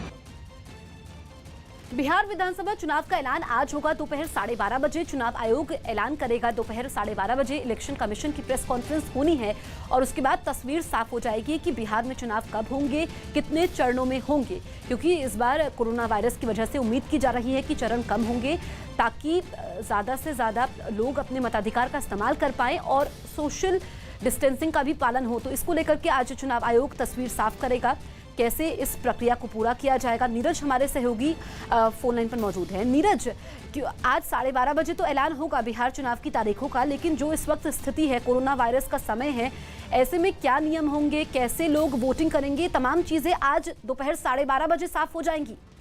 नहीं, देखिए, वोटिंग कैसे होगी, मतगणना कैसे होगी, इसे लेकर चुनाव आयोग ने दिशा निर्देश जारी कर चुका है, चुनाव आयोग की तरफ से जारी किया जा चुका है। लेकिन सबसे पहली बात की आज 12:30 बजे बिहार और देश के बाकी हिस्सों में जो उपचुनाव लंबित है वहां चुनावों की घोषणा होगी, पहली बात। दूसरी बात यह है कि कोरोना की वजह से चुनाव के जो चरण होंगे बिहार में वो कम होंगे। देखिए, पिछले सालों में 5 से 6 चरणों में बिहार में विधानसभा के चुनाव होते रहे हैं, लेकिन इस बार इस बात की संभावना है कि 2 से 3 चरणों में चुनाव कराए जाएंगे। तीसरी अहम बात यह है कि कोरोना से जुड़े तमाम जो दिशा निर्देश हैं उसका पालन करना होगा। जैसे अगर आप वोटिंग सेंटर पे कोई जाता है तो वहां सोशल डिस्टेंसिंग के अलावा तमाम जो प्रोटोकॉल है, मास्क, हाथ में आपको ग्लव्स दिया जाएगा, ये तमाम प्रोटोकॉल है और विस्तृत प्रोटोकॉल चुनाव आयोग की तरफ से जारी किया गया। चौथी महत्वपूर्ण बात यह है कि 29 नवंबर से पहले बिहार में विधानसभा का चुनाव करा लेना है और इस बात की उम्मीद अधिक है कि अक्टूबर के अंतिम हफ्ते में पहले चरण का चुनाव होगा और नवंबर के दूसरे हफ्ते तक चुनाव की पूरी प्रक्रिया संपन्न भी करा ली जाएगी, क्योंकि फिर दीपावली, छठ का त्योहार है जो कि बिहार में बहुत महत्वपूर्ण रखता है। तो चुनाव आयोग की कोशिश ये है कि छठ के बाद चुनाव की, छठ से पहले, दीपावली से पहले चुनाव की प्रक्रिया को संपन्न करा लिया जाए। तो अक्टूबर के अंत और नवंबर के शुरुआती हफ्ते में मतदान की तारीख और मतगणना की तारीख होगी। तो इन सब तैयारियों के साथ चुनाव आयोग आज प्रेस कॉन्फ्रेंस करने वाला है। इस बात की उम्मीद अधिक है कि 2 या 3 चरणों में बिहार में विधानसभा चुनाव का ऐलान किया जाएगा, क्योंकि 5 से 6 चरण में अगर चुनाव आयोग चुनाव कराता है तो उनके लिए बहुत मुश्किल होगा कि बिल्कुल नीरज, तो काफी महत्वपूर्ण होगा आज जो ऐलान होगा, जो कि नीरज जानकारी दे रहे हैं कि कब होंगे बिहार विधानसभा चुनाव और महत्वपूर्ण यह होगा कि कितने चरणों में होंगे, ये आज 12:30 बजे साफ हो जाएगा। शंघाई में एक मेट्रो डिपो को सोलर पावर स्टेशन में बदल दिया गया। इस सोलर पावर स्टेशन का निर्माण पिछले साल जून में शुरू किया गया और पिछले साल के आखिर तक उसने काम करना भी शुरू कर दिया, जिसके बाद अब वहां से पैदा होने वाली बिजली से कई मेट्रो ट्रेनों को चलाया जाता है। खास बात यह कि मेट्रो डिपो और सोलर पावर स्टेशन साथ साथ काम करते रहें, इसके लिए सोलर पैनल डिपो की छतों पर लगा दिए गए। काफी बड़े दायरे में स्थापित किए गए सोलर पावर स्टेशन से साल भर में इतनी बिजली पैदा हो जाती है जिससे एक 8 कोच वाली मेट्रो ट्रेन 2 लाख किलोमीटर तक दौड़ सकती है। दिल्ली सरकार ने कोरोना की दूसरी लहर की रफ्तार धीमी पड़ने का दावा किया। दिल्ली के सीएम अरविंद केजरीवाल ने दावा किया कि राजधानी में कोरोना की दूसरी वेव की रफ्तार धीमी हो गई है। पिछले दिनों दिल्ली में कोरोना मरीजों की संख्या में अचानक उछाल आया था, लेकिन अब सीएम ने इसके आंकड़ों में धीरे धीरे कमी होने की बात कही। 17 अगस्त से केसेस बढ़ने चालू हुए, 16 सितंबर को आके केसेस 4500 आ गए और उसके बाद से अब केसेस डाउन आने चालू हैं। ऑस्ट्रेलिया के पूर्व क्रिकेटर और कमेंटेटर डीन जोन्स का मुंबई में दिल का दौरा पड़ने से निधन हो गया। वो आईपीएल के मौजूदा सत्र में कमेंट्री करने भारत आए हुए थे और वे जिस होटल में ठहरे थे वहीं उनका निधन हो गया। डीन जोन्स के निधन पर सचिन तेंदुलकर और विराट कोहली समेत कई खिलाड़ियों ने दुख जताया। पूर्व केंद्रीय मंत्री शरद यादव की तबीयत स्थिर बनी हुई है। वो पिछले कुछ दिनों से बीमार हैं और तबीयत बिगड़ने पर उन्हें वेंटिलेटर पर रखा गया था। शरद यादव की बेटी ने उनकी तबीयत का हालचाल लेने पर प्रधानमंत्री, गृह मंत्री और सीएम नीतीश कुमार का शुक्रिया अदा किया। मुंबई में एनसीबी ने करण जौहर की धर्मा प्रोडक्शंस में काम करने वाले क्षितिज प्रसाद को समन देकर पूछताछ के लिए बुलाया। उनसे सुबह 11 बजे पूछताछ की जाएगी। ड्रग्स मामले में पकड़े गए आरोपियों से पूछताछ के दौरान क्षितिज का नाम सामने आया था। जम्मू कश्मीर के बडगाम में आतंकियों के हमले में सीआरपीएफ का एक जवान शहीद हो गया। इस जवान को आतंकियों ने गोली मारी और फिर उसकी राइफल भी लूट कर ले गए। सऊदी अरब के नेशनल डे के मौके पर एक दिन पहले दिल्ली में उसके दूतावास पर एक कार्यक्रम आयोजित किया गया, जिसमें विदेश मंत्री एस जयशंकर और राष्ट्रीय सुरक्षा सलाहकार अजीत डोवाल समेत कई नेता मौजूद रहे। दिल्ली हिंसा के आरोपी उमर खालिद को कड़कड़डूमा कोर्ट ने 22 अक्टूबर तक न्यायिक हिरासत में भेज दिया। उमर खालिद पर सीएए विरोधी प्रदर्शन के दौरान भड़काऊ भाषण देने का आरोप लगा था, जिसके बाद उसे पुलिस के स्पेशल सेल ने गिरफ्तार कर लिया था। दिल्ली के पास यूपी के गाजियाबाद में एक आदमी की पुलिस हिरासत में संदिग्ध हालात में मौत हो गई। हालांकि परिवार वालों ने पुलिस पर उसकी हत्या करने का आरोप लगाते हुए हंगामा किया, जिसके बाद कई पुलिस अधिकारी भी वहां पहुंचे और जांच का भरोसा देकर लोगों को शांत किया। उत्तराखंड के पिथौरागढ़ जिले में इस सीजन की पहली बर्फबारी हुई। इससे वहां पंचाचुली और राजरंभा की चोटियों पर बर्फ की चादर बिछ गई। सितंबर महीने में ही शुरू हुई इस बर्फबारी पर कारोबारियों ने ज्यादा पर्यटकों के आने की उम्मीद जताई। हालांकि अब तक कोरोना संकट की वजह से प्रदेश में काफी कम पर्यटक आए हैं। खबर है कि बिहार चुनाव के लिए एनडीए में सीट बंटवारे पर मची खींचतान के बीच एलजेपी ने 3 फॉर्मूले तैयार किए। न्यूज 18 के नीरज कुमार की रिपोर्ट है कि चुनाव में सीट बंटवारे के लिए एलजेपी ने बीजेपी और जेडीयू के सामने 3 फॉर्मूले पेश किए हैं। खबर है कि पहला फॉर्मूला राज्य में तीनों पार्टियों की लोकसभा सीट के आधार पर तैयार किया गया, जिसके मुताबिक बीजेपी को 111, जेडीयू को 96 और एलजेपी को 36 सीटें मिलेंगी। दूसरे फॉर्मूले के तहत 100 सीटों पर जेडीयू, 101 सीटों पर बीजेपी और 42 सीटों पर एलजेपी चुनाव लड़ेगी। और आखिरी और तीसरे फॉर्मूले में बीजेपी की झोली में 102, जेडीयू की झोली में 102 और एलजेपी की झोली में 39 सीटें आएंगी। ये फॉर्मूला पिछले लोकसभा चुनाव में जीती गई सीटों के आधार पर तैयार किया गया। बताया जा रहा है कि एलजेपी की ओर से ये साफ कर दिया गया है कि अगर इन तीनों में से एक भी फॉर्मूला नहीं माना गया तो वो एनडीए से बाहर होकर चुनाव लड़ेगी। पश्चिम बंगाल के जलपाईगुड़ी में लगातार हो रही बारिश की वजह से कुछ रिहायशी इलाकों में पानी भर गया और कई लोग बेघर हो गए। वहां कड़ला नदी का जलस्तर बढ़ने से भी लोगों की मुश्किलें बढ़ गई, क्योंकि नदी के पानी ने रिहायशी इलाकों में घुसकर वहां बाढ़ जैसे हालात बना दिए। जहां तक नजर गई वहां तक पानी ही पानी नजर आया। लोगों के मकानों में पानी घुस गया। ऐसे में लोगों को तैरते हुए वहां से निकलना पड़ा। कमर तक के पानी के बीच से लोग जैसे तैसे निकलते दिखाई दिए। कोई सामान के साथ तो कोई बच्चों को संभालते हुए आगे बढ़ता नजर आया। किसी ने तो सामान और परिवार सारा बोझ अपने कंधों पर ले लिया। धीरे धीरे वहां से निकलकर वो लोग दूसरी जगह पहुंचे, जहां लगातार बरस रहे पानी से बचने के लिए वो सड़क किनारे रुक गए और तिरपाल के नीचे वक्त गुजारते नजर आए। किसान एक तरफ कृषि से जुड़े बिल पास किए जाने से खफा है, तो दूसरी तरफ बीजेपी का दावा है कि किसानों को भड़काकर विपक्ष राजनीति कर रहा है। इसलिए बीजेपी ने इस मुद्दे पर अब 7 राज्यों में आज से ही जागरूकता कार्यक्रम चलाने का फैसला किया है। ये जागरूकता कार्यक्रम अगले 15 दिनों तक चलेगा। बीजेपी ने इस जनसंपर्क अभियान को आत्मनिर्भर किसान का नाम दिया है, जिसके तहत गांव में जाकर घर घर संपर्क करने की योजना है। राज्यों को भेजे गए बीजेपी के सर्कुलर में कहा गया है कि पार्टी कार्यकर्ता की तरफ से पीएम नरेंद्र मोदी और कृषि मंत्री नरेंद्र सिंह तोमर को अभिनंदन पत्र भी भेजा जाए। साथ ही कृषि सुधारों के प्रचार प्रसार के लिए होर्डिंग लगाए जाएं। साथ ही पीएम मोदी का अभिनंदन किया जाए। रूस के साथ 10 देशों की सेनाओं के अभ्यास के जवाब में अमेरिका ने यूक्रेन और ब्रिटेन की सेनाओं के साथ अभ्यास किया। तीनों देशों की सेनाओं के इस अभ्यास को रूस के खिलाफ अमेरिका की खेमेबंदी माना जा रहा है, क्योंकि जिस वक्त रूस की सेना 10 देशों की सेनाओं के साथ अभ्यास कर रही है, उसी वक्त अमेरिका ने भी यूक्रेन और ब्रिटेन के साथ अभ्यास शुरू कर दिया। इस साझा अभ्यास में तीनों देशों की जल, थल और वायु सेनाओं ने अपना दमखम दिखाया। अमेरिकी सैनिकों ने गोलियां दागकर दुश्मन से निपटने का अभ्यास किया, तो ब्रिटेन की नेवी ने भी पानी के रास्ते दुश्मन को चकमा देने की नीति का अभ्यास किया। इतना ही नहीं, इस अभ्यास में तीनों देशों के लड़ाकू विमान भी नजर आए, जिन्होंने युद्ध जैसे हालात से निपटने का काफी देर तक अभ्यास किया। अभ्यास के दौरान मुश्किल हालात और कम वक्त में नदी के ऊपर पुल बनाकर सेना की गाड़ियों को भी गुजारा गया। साथ ही एक खुले मैदान में दुश्मन के नकली ठिकानों पर कई टैंक भी गोले बरसाते नजर आए। इस दौरान यूक्रेन के राष्ट्रपति भी वहां मौजूद रहे और सेना के बड़े अधिकारियों से अभ्यास की उन्होंने जानकारी ली। यूपी के मुख्यमंत्री योगी आदित्यनाथ ने अब कमीशनखोरी और भ्रष्टाचार पर तमाम लगाम लगाने की तैयारी की है और एक रिपोर्ट के मुताबिक अब कुछ महीनों में निर्माण परियोजनाओं के लगातार भ्रष्टाचार की शिकायतें मिल रही हैं, जिसको लेकर के अथॉरिटी बनाने का फैसला लिया गया है, जिसमें शामिल अधिकारी जमीनी स्तर पर भ्रष्टाचार की जांच पर सीधे मुख्यमंत्री को रिपोर्ट सौंपेंगे। खबर है कि सीएम योगी ने इसके लिए हरी झंडी दे दी है और जल्द ही इसका प्रस्ताव कैबिनेट में लाया भी जाएगा। इसके अलावा ये तमाम योजनाएं जो हैं वो लागू हो जाएंगी। यूरोप के देश बुल्गारिया में लगातार 76वें दिन भ्रष्टाचार के मुद्दे पर सरकार के खिलाफ प्रदर्शन हुआ। हजारों की संख्या में संसद के बाहर जमा हुए इन प्रदर्शनकारियों को वहां तैनात पुलिस वालों ने रोकने की कोशिश की, जिस पर प्रदर्शनकारियों और पुलिस के बीच जमकर झड़प हुई। लेकिन प्रदर्शनकारियों की भारी भीड़ के सामने पुलिस की एक नहीं चली और लोगों ने वहां खुलकर अपनी भड़ास निकाली। लगातार 76वें दिन हजारों की संख्या में राजधानी सोफिया की सड़कों पर उतरे प्रदर्शनकारियों ने पहले वहां की संसद के बाहर मार्च किया और फिर एक जगह जमा होकर मोबाइल की टॉर्च जलाकर अपनी नाराजगी जाहिर की। प्रदर्शन कर रहे लोगों ने सरकार पर भ्रष्टाचार का आरोप लगाते हुए तुरंत इस्तीफा देने की मांग की और इस बात पर मायूसी जताई कि वो इतने दिनों से प्रदर्शन कर रहे हैं लेकिन सरकार पर इसका कोई फर्क नहीं पड़ रहा। दिन में शुरू हुआ ये प्रदर्शन शाम तक चलता रहा। लोगों ने संसद के बाहर बुल्गारिया के झंडे भी लहराए।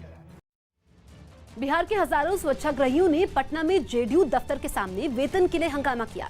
2015 में इन स्वच्छाग्रहियों की नियुक्ति स्वच्छ भारत मिशन के तहत की गई थी। इन लोगों को गांव में शौचालयों के निर्माण और लोगों को जागरूक करने की जिम्मेदारी सौंपी गई थी। लेकिन इन हजारों स्वच्छाग्रहियों ने वेतन नहीं मिलने का आरोप लगाते हुए राज्य सरकार के खिलाफ मोर्चा खोल दिया। उन्होंने जेडीयू दफ्तर के बाहर खूब हंगामा किया। ये लोग राज्य के अलग अलग जिलों से वहां पहुंचे और जेडीयू दफ्तर के अंदर घुसने की कोशिश करने लगे, लेकिन पुलिस ने उन्हें ऐसा करने से रोक दिया। कई लोगों को तो पुलिस वालों ने धक्का देकर वहां से हटाया, जिसके बाद वो सभी लोग सड़क के दोनों ओर खड़े हो गए और प्रदर्शन करने लगे। बिहार भर के स्वच्छाग्रही आज पटना के जेडीयू कार्यालय पहुंचे हैं। ये लोग यहाँ पर सड़क पर उतरकर जेडीयू ऑफिस के सामने उतरकर हंगामा कर रहे हैं। इन लोगों ने राज्य सरकार से वेतन की मांग की और आरोप लगाया कि जब से उनकी नियुक्ति हुई है तब से उनकी कोई मांग नहीं मानी गई। दिन रात इकट्ठा होकर के काम करते रहे, भूखे प्यासे हमारे बच्चे आज रोड पे आ गए हैं। सरकार हम लोग को एक भी मांग पूरा नहीं किया है। पिछले कई दिनों से स्वच्छाग्रही वेतन और पक्की नौकरी की मांग कर रहे हैं और इस मुद्दे पर उन्होंने राज्य सरकार के खिलाफ अपनी नाराजगी भी जाहिर की। कोरोना संकट के बीच पूर्वी दिल्ली नगर निगम ने स्कूलों में बच्चों के दाखिले बढ़ाने के लिए एक अभियान की शुरुआत की। महामारी के दौर में इस साल स्कूलों में एडमिशन में कमी देखी गई, जिससे बच्चों की पढ़ाई पर असर पड़ा। यही वजह रही कि राजधानी के कृष्णा नगर इलाके में टीचरों की एक टीम पहुंची, जिसमें शामिल सदस्यों ने गलियों में घूम घूम कर घर बैठे बच्चों की जानकारी जुटाई।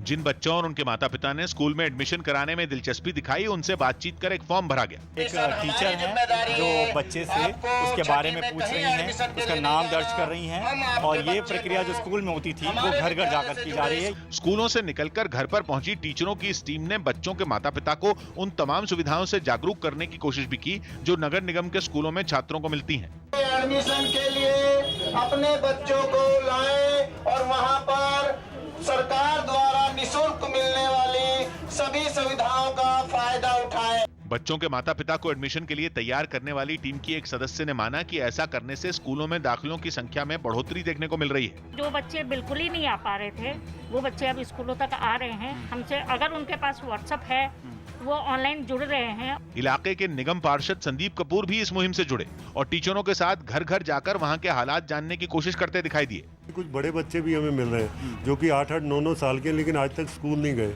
टीचरों के घर घर पहुंचने से कुछ लोगों ने बिना स्कूल जाए ही अपने बच्चों का स्कूल में दाखिला करा दिया। सुशांत केस में ड्रग्स एंगल की जांच कर रही एनसीबी ने अभिनेत्री सारा अली खान को भी पूछताछ के लिए समन भेजा है। सारा अली को एनसीबी ने 26 सितंबर को पूछताछ के लिए बुलाया है, इसलिए वो बीती रात ही गोवा से मुंबई पहुंच गई है। सारा शूटिंग के सिलसिले में गोवा में थी, लेकिन एनसीबी का समन मिलने के बाद वो अपनी मां अमृता सिंह और भाई इब्राहिम खान के साथ कल देर शाम मुंबई पहुंची। हालांकि इस बीच सारा और अमृता सिंह ने ड्रग्स कनेक्शन से जुड़े मीडिया के किसी भी सवाल का जवाब नहीं दिया। देश की राजधानी दिल्ली को एक बार फिर पराली के धुएं ने डराना शुरू कर दिया है। पड़ोसी राज्य पंजाब और हरियाणा में धान की फसल की कटाई के बाद पराली जलाने की घटनाएं लगातार सामने आ रही हैं और इन घटनाओं ने दिल्ली के माथे पर शिकन ला दी है। अमृतसर से सामने आई एक तस्वीर में कई एकड़ में फैले खेत जलते हुए नजर आए। वहां धान की फसल की कटाई के बाद एक किसान ने पराली को आग के हवाले कर दिया। पराली या ठूंठ फसल के उस हिस्से को कहते हैं जो फसल कटने के बाद जमीन में रह जाता है। क्योंकि ये हिस्सा काम का नहीं होता और उसे काटने में काफी वक्त लगता है, इसलिए किसान इसे जला देते हैं। हालांकि किसान पराली न जलाएं, इसके लिए हरियाणा और पंजाब सरकार मदद का तो दावा करती हैं, लेकिन जमीनी स्तर पर ज्यादा बदलाव नजर नहीं आता। पराली जलाने वाले किसानों का तो यहाँ तक दावा है कि उन्हें मदद नहीं मिलने की वजह से वो पराली जलाने के लिए मजबूर हैं। सरकारों ने सहूलत चाहिए, खर्चा चाहिए सानू पराली बाहर कड्ढण दा। पंजाब, हरियाणा और पश्चिमी उत्तर प्रदेश के हिस्सों में धान की सबसे ज्यादा बुआई होती है और ये सीजन धान की कटाई का है। यानी ऐसी आशंका है कि इन राज्यों में इस साल भी पराली जलाने की घटनाएं बढ़ सकती हैं। और ऐसा कहा जा रहा है कि पराली के धुएं की वजह से दिल्ली में एक बार फिर प्रदूषण खतरनाक स्तर पर पहुंच सकता है, जिससे निपटने के लिए केजरीवाल सरकार ने भी तैयारियां तेज कर दी, जिसके लिए मुख्यमंत्री अरविंद केजरीवाल खुद दिल्ली के पूसा में भारतीय कृषि अनुसंधान संस्थान पहुंचे, जहां वैज्ञानिकों ने उन्हें पराली खत्म करने की एक ऐसी तकनीक से रूबरू कराया जो कम लागत में पराली को खत्म कर सकती है। इस तकनीक को पूसा डीकंपोजर नाम दिया गया है, जिसमें एक कैप्सूल से लिक्विड बनाया जाता है और फिर 8 से 10 दिन तक पराली पर इसका छिड़काव किया जाता है। दावा है कि इस तकनीक से पराली खाद में बदल जाती है और उसे जलाने का झंझट भी नहीं रहता। दिल्ली में हम इसको ज्यादा से ज्यादा इस बार इम्प्लीमेंट करेंगे, उसके लिए हम इनके साथ टाई अप करेंगे। दिल्ली सरकार ने इस तकनीक के बारे में जानकारी मांगी है और कहा जा रहा है कि अगर सब सही रहा तो दिल्ली के जिन इलाकों में पराली जलाने की समस्या आती है, वहां सरकार किसानों को ये तकनीक पहुंचा सकती है। राजस्थान के जोधपुर से एक चौंका देने वाली तस्वीर सामने आई, जिसमें एक पुलिस वाला और 2 आदमी बीच सड़क पर आपस में भिड़े दिखाई दिए। बताया गया कि ट्रैफिक पुलिस के साथ तैनात उस पुलिस वाले से बाइक पर सवार इन दोनों लोगों का किसी बात पर विवाद हो गया, जो देखते ही देखते इतना बढ़ गया कि नौबत हाथापाई तक पहुंच गई। गर्मा गर्मी के दौरान पीठ पर बैग लादे आदमी ने पुलिस वाले को धक्का देकर एक दुकान के बाहर रखे पानी से भरे टब में गिरा दिया, जिससे गुस्साए पुलिस वाले ने जैसे ही उसे पीटना शुरू किया, तभी उस आदमी के साथी ने पुलिस वाले पर हेलमेट से हमला शुरू कर दिया। इतने में एक ट्रैफिक पुलिसकर्मी वहां पहुंचा और ये सब कुछ रोका। कुछ और भी लोग वहां इकट्ठा हो गए जो उन तीनों को समझाने की कोशिश करते नजर आए। सऊदी अरब के 90वें राष्ट्रीय दिवस पर राजधानी रियाद समेत अलग अलग शहरों में शानदार एयर शो किया गया। कार्यक्रम में सऊदी अरब की वायुसेना के साथ ही कमर्शियल हवाई जहाजों ने भी हिस्सा लिया और जैसे ही विमानों ने उड़ान भरी, आसमान सऊदी अरब के झंडे के सफेद और हरे रंग में रंगा नजर आया।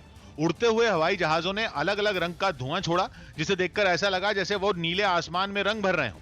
जमीन से सैकड़ों फीट की ऊंचाई पर उन्होंने दिल की धड़कनें बढ़ा देने वाली कलाबाजियां भी की। लोग भी ऐसे खूबसूरत नजारे को अपने फोन में रिकॉर्ड करने के लिए जुटे दिखे। एयर शो में विमान अलग अलग फॉर्मेशन बनाते नजर आए। फाइटर जेट भी उड़ान भरते दिखे। इसके बाद एक हेलीकॉप्टर सऊदी अरब का झंडा लेकर अलग अलग इलाकों से गुजरा और तेज हवा के झोंकों में झंडा आसमान में शान से लहराता नजर आया।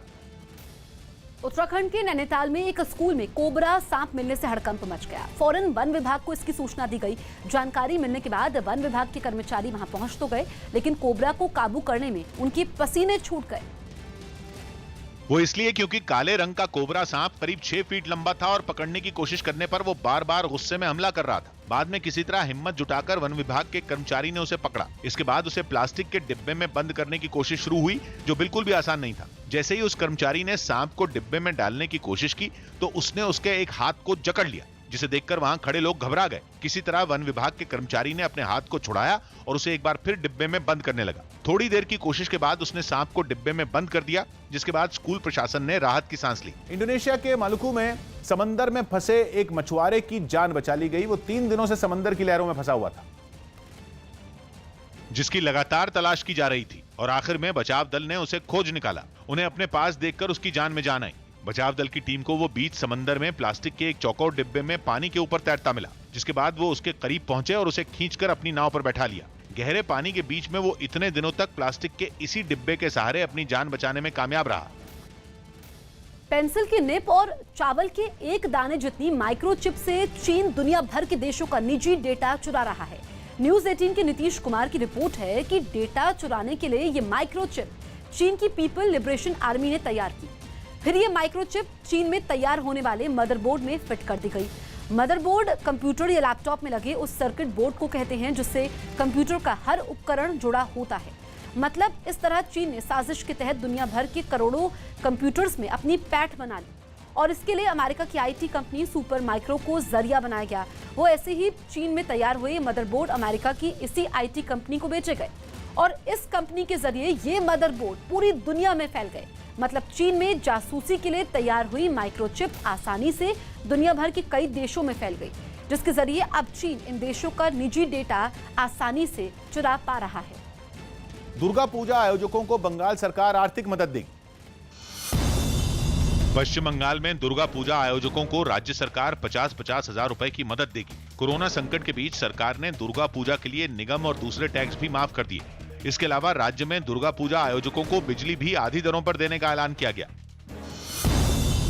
छत्तीसगढ़ के राजनांदगांव में नक्सलियों ने कई मशीनों और गाड़ियों में आग लगा दी। इस इलाके में सड़क बनाने का काम चल रहा था, जिसके विरोध में कई नक्सली वहां पहुंच गए और इन गाड़ियों में आग लगा दी। यही नहीं, वो काम करने पहुंचे मजदूरों को भी जान से मारने की धमकी देकर फरार हो गए। उत्तरी दिल्ली नगर निगम के कर्मचारियों ने वेतन की मांग पर प्रदर्शन किया। इन कर्मचारियों ने आरोप लगाया कि उन्हें पिछले कई महीनों से वेतन नहीं दिया गया, जिसकी वजह से वो काफी मुश्किल में हैं। साथ ही प्रदर्शन कर रहे इन कर्मचारियों ने दिल्ली के तीनों निगमों को एक करने की भी मांग की। इनका कहना है कि साउथ एनसीडी ही नॉर्थ एनसीडी की अब मदद करे, क्योंकि नॉर्थ एनसीडी ने हाथ खड़े कर दिए कि उनके पास फंड नहीं है। बिहार के पूर्व डीजीपी गुप्तेश्वर पांडे पर शिवसेना ने हमला किया। सुशांत केस में अहम रोल निभाने वाले गुप्तेश्वर पांडे ने एक दिन पहले ही वीआरएस लिया, जिसके बाद उनके चुनाव लड़ने की अटकलें लगने लगी। शिवसेना ने इन्हीं अटकलों को हाथों हाथ लिया और आरोप लगाया कि गुप्तेश्वर पांडे ने सुशांत केस का सियासी फायदा उठाने की कोशिश की थी। एक दुर्भाग्यपूर्ण मौत पे आपने पूरी राजनीति का कैंपेन अपना उस पे शुरू किया, लेकिन गुप्तेश्वर पांडे ने इन आरोपों पर बेफिक्री दिखाई। क्या बोलते हैं, हमको तो लोग गाली भी देते हैं तब भी कुछ नहीं लगता है, ट्रोल करते हैं तब भी हमको कुछ नहीं लगता है। ड्रग्स मामले में घिरे रिया के भाई शौविक और दूसरे आरोपियों से एनसीबी जेल जाकर पूछताछ करेगी। मुंबई की विशेष अदालत ने एनसीबी को इसकी इजाजत दे दी। राजस्थान के डूंगरपुर में शिक्षक भर्ती 2018 के खाली पड़े पदों को भरने की मांग के लिए पिछले 18 दिनों से चल रहा प्रदर्शन हिंसक हुआ। डूंगरपुर में सड़कों पर उतरे लोगों ने पुलिस पर पत्थरबाजी की, कई गाड़ियों को आग के हवाले कर दिया गया। यह हंगामा वहां नेशनल हाईवे नंबर 8 पर हुआ, जिसकी वजह से उदयपुर को अहमदाबाद से जोड़ने वाला रास्ता बंद हो गया। सामने आए एक वीडियो में सड़कों पर उतरी हिंसक भीड़ पथराव करती हुई नजर आई। कहा जा रहा है कि उग्र भीड़ ने 6 से 7 किलोमीटर तक नेशनल हाईवे को अपने कब्जे में लिया। वहां से गुजर रहे लोगों को निशाना भी बनाया गया। यही नहीं, इस हिंसक प्रदर्शन में पुलिस पर भी हमला हुआ। इस हंगामे में डूंगरपुर के एएसपी और एक एसएचओ समेत कई पुलिसकर्मी बुरी तरह घायल हो गए। यूरोप के देश बेलारूस में राष्ट्रपति चुनावों के बाद से शुरू हुआ बवाल थमने का नाम नहीं ले रहा। वहां के राष्ट्रपति अलेक्जेंडर लुकाशेंको के इस्तीफे की मांग पर हजारों लोग एक बार फिर सड़कों पर उतरे और बेलारूस की राजधानी मिन्स्क की सड़कों पर सभी लोगों ने राष्ट्रपति अलेक्जेंडर लुकाशेंको के खिलाफ काफी देर तक प्रदर्शन किया। मिन्स्क के विक्ट्री पार्क इलाके में जुटे इन प्रदर्शनकारियों को वहां से खदेड़ने के लिए तुरंत भारी पुलिस बल भी पहुंचा और लंबी कतार बनाकर उसने लोगों को पीछे करने की कोशिश की। लोग नहीं माने तो पुलिस ने उन्हें हिरासत में लेना शुरू कर दिया। एक एक कर कई लोगों को जबरन पुलिस की गाड़ी में बैठाया गया। हिरासत में लिए गए लोगों में कई बुजुर्ग महिलाएं भी शामिल रहीं। पुलिस की कार्रवाई से भड़के लोगों ने प्रदर्शन तेज किया तो उन पर पानी की बौछार कर उन्हें वहां से खदेड़ने की कोशिश की गई। विक्ट्री पार्क के अलावा मिन्स्क के कई इलाकों में बेलारूस के राष्ट्रपति के खिलाफ लोगों ने हंगामा किया। कुछ इलाकों में प्रदर्शनकारियों और पुलिस के बीच तीखी झड़प भी हुई, जबकि ज्यादातर जगहों पर लोगों का प्रदर्शन शांतिपूर्ण रहा। कोरोना से पीड़ित दिल्ली के उप मुख्यमंत्री मनीष सिसोदिया को मैक्स अस्पताल साकेत में भर्ती कराया गया है। मनीष सिसोदिया को कोरोना के साथ साथ अब डेंगू भी हो गया है, जिसकी वजह से उनके खून में प्लेटलेट्स गिर रही हैं। मनीष सिसोदिया 14 सितंबर को कोरोना पॉजिटिव पाए गए थे। तबीयत बिगड़ने के बाद 2 दिन पहले ही उन्हें एलएनजेपी अस्पताल में भर्ती करवाया गया था, लेकिन डेंगू भी होने के बाद उन्हें साकेत के मैक्स अस्पताल ले जाया गया है।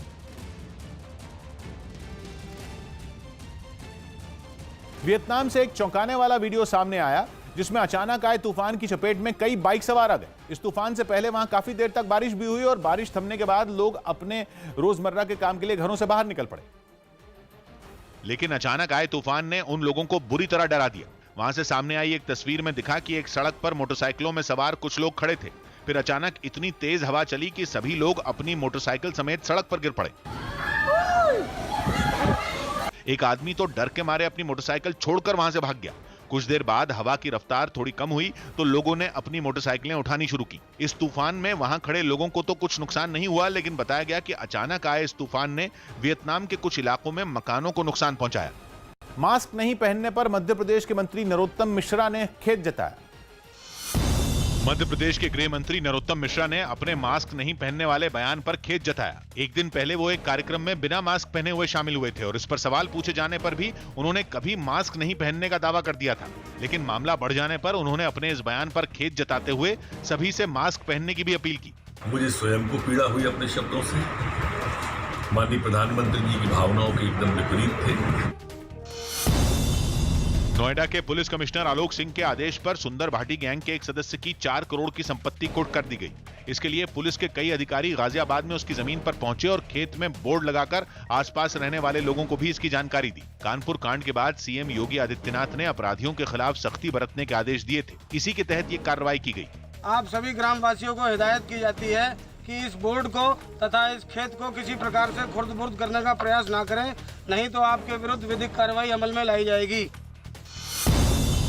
उत्तराखंड के सीएम त्रिवेंद्र सिंह रावत ने कृषि बिल पर हंगामा कर रहे विपक्षी दलों पर पलटवार किया। उन्होंने कृषि बिल के किसानों के हित में होने का दावा करते हुए कांग्रेस पर किसानों को भटकाने का आरोप लगाया। पूरा देश इस चीज को देख रहा है कि वास्तव में किसानों का सच्चा हितैषी कौन है। दिल्ली के पास हरियाणा के गुरुग्राम में पुलिस ने हथियार तस्करी के 2 आरोपियों को गिरफ्तार कर लिया। इन लोगों के पास से कई हथियार और जिंदा कारतूस भी बरामद हुए। पुलिस का दावा है कि ये लोग गुरुग्राम में इन हथियारों को पहुंचाने आ रहे थे। हमने वो जानकारियां हासिल की हैं और हम इसकी जो ओरिजिन है वहां तक जाएंगे और उन सब लोगों को इसमें गिरफ्तार करेंगे। दिल्ली के नंद नगरी इलाके में बीती रात एक बेकाबू क्लस्टर बस ने 6 लोगों को कुचल दिया। इस हादसे में 3 लोगों की मौके पर ही मौत हो गई, जिसमें एक 12 साल का बच्चा भी शामिल है। बताया गया कि नंद नगरी फ्लाईओवर से उतरते समय ड्राइवर ने बस पर से नियंत्रण खो दिया, जिसकी वजह से बस फुटपाथ के ऊपर चढ़कर सामने खड़े एक ट्रक से टकराई। इस हादसे में 3 लोग गंभीर रूप से घायल हो गए, जिन्हें अस्पताल में भर्ती करवाया गया है। फिलहाल पुलिस मामले की जाँच में जुटी है। कितनी पब्लिक कुचल गई यहाँ पे, कितने बच्चे कुचल गए यहाँ पे, ये बताइए। 30-40 आदमी कुचल चुका है यहाँ पे। वो दारू पी के आया, वो बस वाला भाग रहा था, उसे भागते हैं पकड़ा गया। उसे कंडक्टर उसके साथ पीछे भाग रहा था, भागते हैं पकड़ा गया जी। मेरा पोता खत्म हो गया। पोता खत्म? हाँ, मेरा 11 साल का लड़का था। बिहार के सहरसा से एक हैरान करने वाली तस्वीर सामने आई, जिसमें एक स्कूल चंद सेकंड के अंदर नदी में समा गया। इसमें किसी का कोई नुकसान तो नहीं पहुंचा, लेकिन इस हादसे ने लोगों को डरा दिया। घटना का एक वीडियो भी सामने आया, जिसमें स्कूल की इमारत देखते ही देखते कोसी नदी में समा गई। इस घटना के वक्त वहां गांव के कई लोग मौजूद रहे, जो उफनती नदी में स्कूल को जल समाधि लेता देख खौफ से भर गए। जो वीडियो सामने आया उसमें सबसे पहले स्कूल का एक हिस्सा नदी में गिरता दिखाई दिया और फिर अगले ही पल स्कूल का बाकी हिस्सा नदी में समा गया। इस घटना के बाद वहां धूल का गुबार छा गया। वहां मौजूद कुछ लोग तो स्कूल को नदी में समाता देख चिल्लाने लगे, जबकि कुछ लोग इस घटना का मोबाइल फोन से वीडियो बनाते रहे। बाद में वहां गांव के लोगों की भीड़ जमा हो गई। आसपास कई बच्चे भी दिखाई दिए। पंजाब के बठिंडा में कृषि बिल के मुद्दे पर आम आदमी पार्टी ने अकाली दल के विरोध में प्रदर्शन किया। अकाली दल की नेता हरसिमरत कौर ने हाल ही में कृषि बिलों का विरोध करते हुए मोदी कैबिनेट से इस्तीफा दिया था, लेकिन आम आदमी पार्टी ने इसे अकाली दल का सियासी दांव ठहरा दिया और बठिंडा में प्रदर्शन किया, जिसमें आम आदमी पार्टी की पंजाब की 2 विधायक बलजिंदर कौर और उपिंदर कौर रूबी भी शामिल हुई। इन दोनों नेताओं के अलावा पार्टी के कई कार्यकर्ता भी इस प्रदर्शन का हिस्सा बने, जिनमें कुछ ने हाथ में काला कपड़ा लिया था तो कुछ ने अपने सिर पर काला कपड़ा बांधा था। इन लोगों ने अकाली दल पर कृषि बिल के मुद्दे पर दोहरा रवैया अपनाने का आरोप लगाया और उसके खिलाफ नारेबाजी की। राजनीति बंद करो। यही नहीं, आम आदमी पार्टी ने हरसिमरत कौर के इस्तीफे को भी दिखावा बता दिया और आरोप लगाया कि उन्होंने किसानों के वोटों के लालच में ऐसा कदम उठाया। इनको पता है कि अगर किसान जथेबंदियां, किसान भाई रूठ गए तो हमें वोटें कौन डालेगा। पंजाब की ज्यादातर राजनीतिक पार्टियां केंद्र के कृषि बिलों का विरोध कर रही हैं, जिनमें बीजेपी की सहयोगी पार्टी अकाली दल भी शामिल है, क्योंकि वहां किसानों का एक बड़ा तबका इन बिलों के खिलाफ है। पश्चिम अफ्रीकी देश नाइजीरिया के लोकोजा में तेल ले जा रहे एक ट्रक में लगी आग से हुए हादसे में 23 से ज्यादा लोगों की जान चली गई। यह हादसा ट्रक के हाईवे पर पलटने की वजह से हुआ, जिसके बाद उसने वहां खड़ी कई गाड़ियों को अपनी चपेट में ले लिया। हादसे वाली जगह से आसमान में काले धुएं का गुबार उठता नजर आया, जो चंद मिनटों में पूरे इलाके में छा गया। ट्रक में पेट्रोल भरा होने की वजह से वहां पर आग तेजी से भड़की और उसने डरावना रूप ले लिया, जिसे देख आसपास और दूर दराज के लोग दहशत से भर गए। This is serious. This is serious. This is getting serious. थोड़ी ही देर में वहां लोगों की भीड़ जमा हो गई। सड़क पर जलती गाड़ियों को देख तुरंत घटना की सूचना फायर ब्रिगेड को दी गई, जिसके बाद गाड़ियों के साथ दमकल कर्मी वहां पहुंचे और बिना देर किए आग बुझाने में जुट गए। बताया गया कि इस हादसे में एक कॉलेज की बस भी जल गई, जिसमें सवार कई छात्रों की मौत हो गई। आरोप लगा कि खराब सड़क की वजह से वहां पर इस तरह की घटनाएं कई बार हो चुकी हैं। पिछले महीने भी ऐसे ही एक हादसे में 3 लोगों की जान चली गई थी। यूपी में महिलाओं के खिलाफ अपराध पर लगाम लगाने के लिए योगी सरकार ने नया आदेश जारी कर दिया। न्यूज 18 के अजीत सिंह की रिपोर्ट है कि इस आदेश के बाद राज्य में महिलाओं से छेड़खानी, रेप और गलत व्यवहार करने वाले बदमाशों के पोस्टर अब चौराहे पर लगाए जाएंगे, ताकि ऐसे अपराधियों के बारे में लोगों को पता चले और उनका समाज बहिष्कार करे। जबकि ऐसे बदमाशों की मदद करने वालों में बदनामी का डर पैदा करने के लिए उनके नाम भी सामने लाए जाएंगे। साथ ही ये भी आदेश दिया गया कि महिलाओं से अपराध करने वालों को महिला पुलिसकर्मी ही सजा दे, ताकि वो फिर ऐसा करने से डरे। यही नहीं, जिस इलाके में ऐसी घटना होगी उसके लिए वहां के पुलिसकर्मी और अधिकारी पूरी तरह जिम्मेदार होंगे और दोषी पाए जाने पर उनके खिलाफ कार्रवाई भी होगी। सीएम योगी के इस आदेश के बाद विपक्ष ने यूपी सरकार पर सवाल उठाने में देर नहीं लगाई और राज्य में अपराध रोकने में उन्हें नाकाम करार दिया।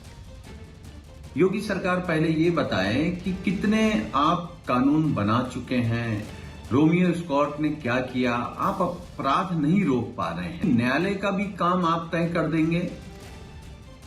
पंजाब के कई जिलों में कृषि बिल का विरोध करने वाले किसानों ने रेल रोको आंदोलन किया। ये बिल संसद में पास हो चुके हैं, लेकिन देश के अलग अलग हिस्सों में रहने वाले कई किसानों के मुताबिक इन बिलों की वजह से उनकी माली हालत बिगड़ सकती है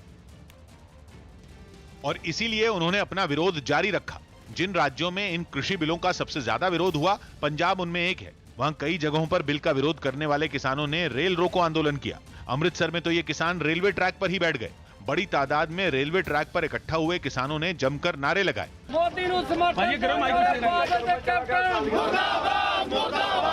उनके हाथों में झंडे नजर आए और वो रेल रोकने के लिए ट्रैक पर ही बैठ गए।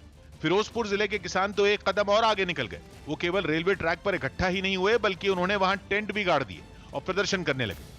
इन किसानों ने बिल का विरोध करने वाली राजनीतिक पार्टियों पर भी नाराजगी जताई और उन्हें सलाह दी कि अगर वो सच में किसानों का भला चाहती हैं तो उन्हें प्रधानमंत्री से इस बारे में बात करनी चाहिए। ਅਸੀਂ ਕਹਿਣਾ ਚਾਹੁੰਦੇ ਇਹਨਾਂ ਨੂੰ ਪੋਲੀਟੀਕਲ ਪਾਰਟੀਆਂ ਨੂੰ ਸਿੱਧਾ ਦਿੱਲੀ ਵੱਲ ਨੂੰ ਕੂਚ ਕਰੋ, ਉੱਥੇ ਜਾ ਕੇ ਮੋਦੀ ਦੇ ਗਲ ਪਾਓ, ਇਹ ਆਰਡੀਨੈਂਸ ਜਿਹੜੇ ਆ ਉੱਥੇ ਜਾ ਕੇ ਰੱਦ ਕਰਾਓ, ਕਿਉਂ ਲੋਕਾਂ ਨੇ ਬੜੀ ਵੱਡੀ ਤਾਕਤ ਦਿੱਤੀ ਤੁਹਾਨੂੰ। विरोध के बीच केंद्र सरकार ने एक बार फिर किसानों को समझाया और बिल से जुड़ी उनकी शंकाएं दूर करने की कोशिश की। अब इसमें कोई भी प्रावधान ऐसा नहीं है जिससे किसान का नुकसान होने वाला हो। बिल में मंडी से जुड़े नियमों में बदलाव और न्यूनतम समर्थन मूल्य के मुद्दे पर विपक्ष और कई किसान संगठन लगातार मोदी सरकार का विरोध कर रहे हैं। फिट इंडिया अभियान के तहत कई हस्तियों से बात की। प्रधानमंत्री मोदी ने फिट इंडिया अभियान के तहत देश की कई हस्तियों से बात की। इसमें विराट कोहली और मिलिंद सोमन भी शामिल रहे। इस बातचीत के दौरान कोहली ने फिटनेस को अपनी सफलता का श्रेय दिया। ये कैप्टन को भी ये योयो टेस्ट करवाना पड़ता है कि आपको छुट्टी होती है, और योयो टेस्ट होता क्या है? टेस्ट ये बहुत जरूरी था फिटनेस पॉइंट ऑफ व्यू से। ये कंडीशन है कि अगर मैं भी फेल हो जाऊंगा तो सिलेक्शन के लिए मैं भी अवेलेबल नहीं हूँ। एम्स भोपाल में कोरोना मरीज की मौत के बाद वायरस के फैलने की संभावना पर रिसर्च जारी है। इस रिसर्च का मकसद उन लोगों की सुरक्षा है जो किसी अपने की कोरोना से मौत के बाद अंतिम संस्कार में हिस्सा लेते हैं। हालांकि शुरुआती रिसर्च में यह बात सामने आई कि मेडिकल के नियमों का पूरा पालन करते हुए शव को प्लास्टिक बैग में रखा जाए तो अंतिम संस्कार करते समय डरने की जरूरत नहीं होती। हालांकि इस रिसर्च के पूरे नतीजे आने अभी बाकी हैं। इंडिया में कोई स्टडी नहीं थी, तो हम लोग ये स्टडी कर रहे हैं। दिल्ली में आईटीबीपी के जवानों ने कोरोना से ठीक हुए कुछ मरीजों को ताली बजाकर घर भेजा। ये सभी छतरपुर में कोरोना मरीजों के लिए बनाए गए कोविड केयर सेंटर में भर्ती थे। सही सलामत घर रवाना होने पर उन्होंने आईटीबीपी जवानों का शुक्रिया भी अदा किया।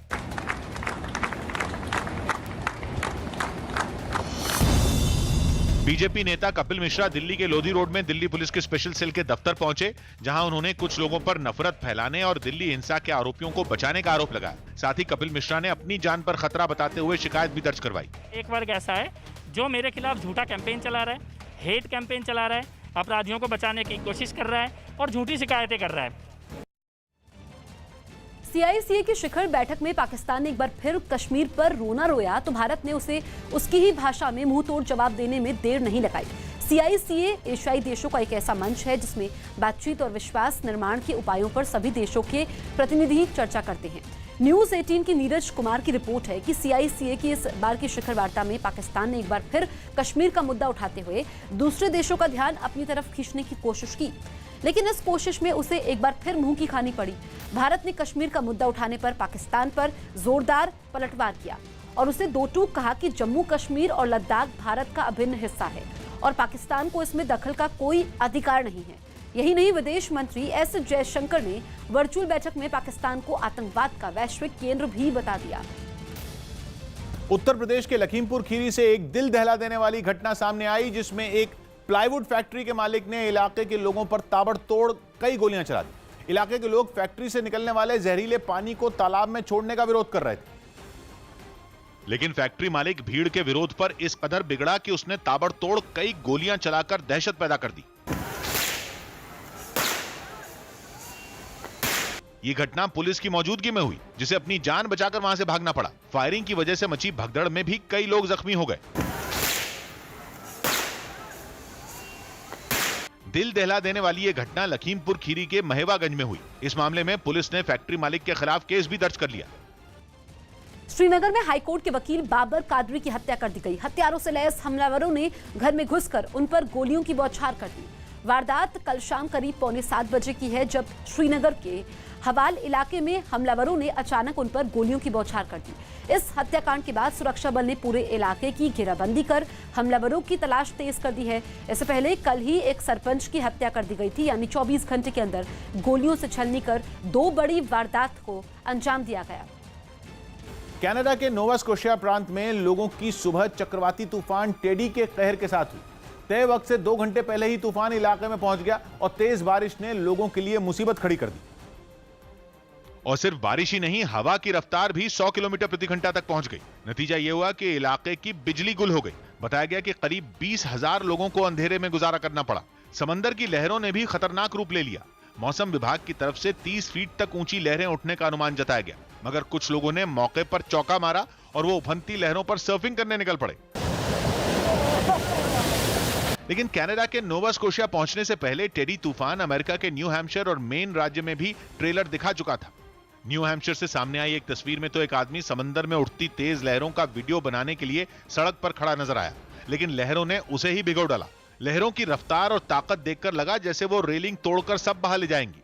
अमेरिका के मेन राज्य में भी समंदर की लहरें गाड़ियों पर कहर डालती दिखी। सड़क पर समंदर का पानी हिलोरे मारता दिखाई दिया। ड्रग्स केस में आज एनसीबी अभिनेत्री रकुलप्रीत सिंह से भी पूछताछ करेगा। रिया के ड्रग्स कनेक्शन की जांच के समय ही रकुलप्रीत सिंह का भी नाम सामने आया था, जिसके बाद एनसीबी ने पूछताछ के लिए उन्हें नोटिस भेजा है। हालांकि पहले ये पूछताछ गुरुवार को ही होनी थी, लेकिन रकुलप्रीत सिंह के मुताबिक उन्हें समय पर समन नहीं मिल पाया था। पूछताछ में शामिल होने के लिए रकुलप्रीत सिंह कल शाम को हैदराबाद से मुंबई पहुंच गई हैं। इसके अलावा आज दीपिका पादुकोण की मैनेजर करिश्मा प्रकाश से भी पूछताछ होगी। करिश्मा और दीपिका पादुकोण की भी एक चैट सामने आई है जिसमें ड्रग्स का जिक्र है। अमेरिका के इलिनॉय से एक हैरान करने वाली तस्वीर सामने आई जिसमें एक आदमी बीच सड़क पर घुड़सवारी करता दिखाई दिया।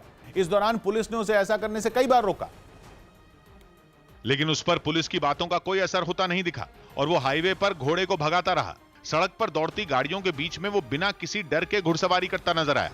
उसकी इस हरकत की वजह से वहां से गुजर रही कई गाड़ियों को अपनी रफ्तार धीमी करनी पड़ी, जिससे कि सड़क पर कोई हादसा ना हो जाए। थोड़ी देर में पुलिस की एक गाड़ी भी उसके करीब पहुंच गई और उसे रुकने का इशारा किया। इस पर रुकने के बजाय वो अपने घोड़े को और तेज दौड़ाने लगा। हालांकि पुलिस ने भी उसका पीछा नहीं छोड़ा और थोड़ी देर में पुलिस की कुछ और गाड़ियां वहां पहुंच गईं।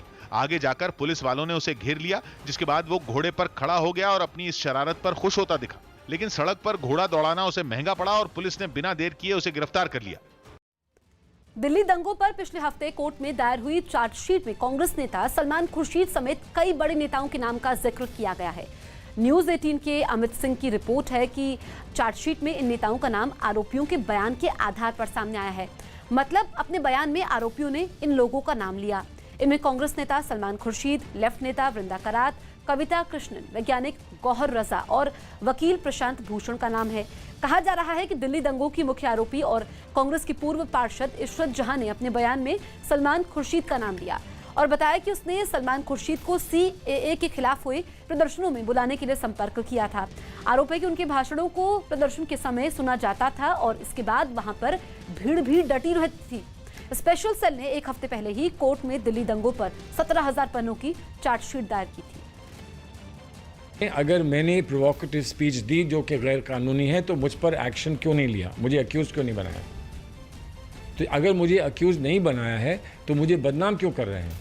त्रिपुरा की राजधानी अगरतला में नौकरी से निकाले गए शिक्षकों ने सिविल सचिवालय के बाहर बड़ी तादाद में जुटकर जोरदार प्रदर्शन किया। राज्य सरकार की तरफ से टीचरों की नियुक्ति के लिए प्रतियोगिता कराने के ऐलान के विरोध में वो सड़क पर उतर आए और उन्हें नौकरी देने की मांग करते हुए सचिवालय की ओर कूच किया। ऐसे में पुलिस ने बैरिकेडिंग कर उन्हें रोकने की कोशिश की, लेकिन जब वो नहीं माने तो उन पर पानी की बौछार की गई। फिर भी वो प्रदर्शनकारी डटे रहे। पुलिस ने गुस्साए शिक्षकों को वहां से हटाने के लिए हल्के लाठीचार्ज का सहारा भी लिया, जिसमें कुछ टीचर जख्मी भी हो गए। फिर भी पुलिस वाले उन्हें वहां से भेजने की कोशिश में नाकाम दिखे। सड़क पर उतरे शिक्षक लगातार अपने लिए इंसाफ की मांग करते रहे। जब उन्हें आगे जाने से रोक दिया गया तो वो सचिवालय के गेट के बाहर ही सड़क पर बैनर बिछाकर बैठ गए। उन्होंने तालियां बजाकर और नारेबाजी कर सबका ध्यान अपनी ओर खींचने की कोशिश की। प्रदर्शन कर रहे शिक्षकों ने आपबीती सुनाते हुए राज्य सरकार से अपनी नौकरी बचाने की गुहार भी लगाई। पुलिस के लाठियां बरसाने के दौरान किसी शिक्षक के हाथ में चोट लगी तो किसी का पैर घायल हो गया, जिसके बाद वो दर्द से कराहते दिखे। एक शिक्षक को तो स्कूटर से इलाज के लिए अस्पताल तक भेजना पड़ गया। ड्रग्स के मामले में एनसीबी की जांच का सामना कर रही फिल्म अभिनेत्री दीपिका पादुकोण अपनी फिल्म की शूटिंग छोड़कर गोवा से मुंबई पहुंच गई। देर शाम चार्टर्ड प्लेन से मुंबई पहुंची दीपिका पादुकोण के साथ उनके पति रणवीर सिंह भी थे। दीपिका को एनसीबी ने पूछताछ के लिए तलब किया है। दीपिका को कल ही एनसीबी के सामने पेश होना था, लेकिन अब शनिवार को उनसे पूछताछ होगी। दीपिका से पूछताछ के लिए एनसीबी ने सवालों की लंबी चौड़ी लिस्ट भी तैयार की है। इस बीच रणवीर सिंह ने भी पूछताछ के समय एनसीबी ऑफिस में मौजूद रहने की इजाजत मांगी है। रणवीर सिंह के मुताबिक दीपिका कई बार घबरा जाती हैं, इसलिए उन्हें भी साथ रहने की इजाजत दी जाए।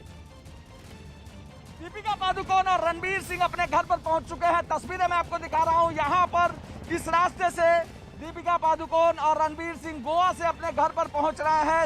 एनसीबी ने उन्हें सम्मत किया है, जिसके बाद यहां पर दीपिका पादुकोण और रणवीर सिंह पहुंचे हैं। ये तस्वीरें आप देखिए, सीधी रणवीर सिंह और दीपिका पादुकोण इस गाड़ी में हैं, अपने घर पर पहुंचे हैं बोमोंट पर।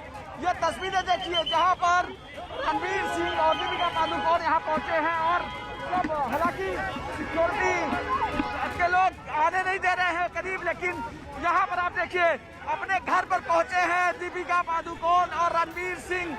उन्हें एनसीबी ने सम्मन किया है और उसके बाद गोवा से वो मुंबई पहुंचे हैं अपने घर पर बोमोंट बिल्डिंग में। अभी आपने देखा कि दीपिका पादुकोण और रणवीर सिंह अपने घर पर पहुंचे हैं और यहाँ पर वो अब अपने घर पर रहेंगे। शनिवार को उन्हें खासकर दीपिका पादुकोण को एनसीबी के सामने पेश होना है।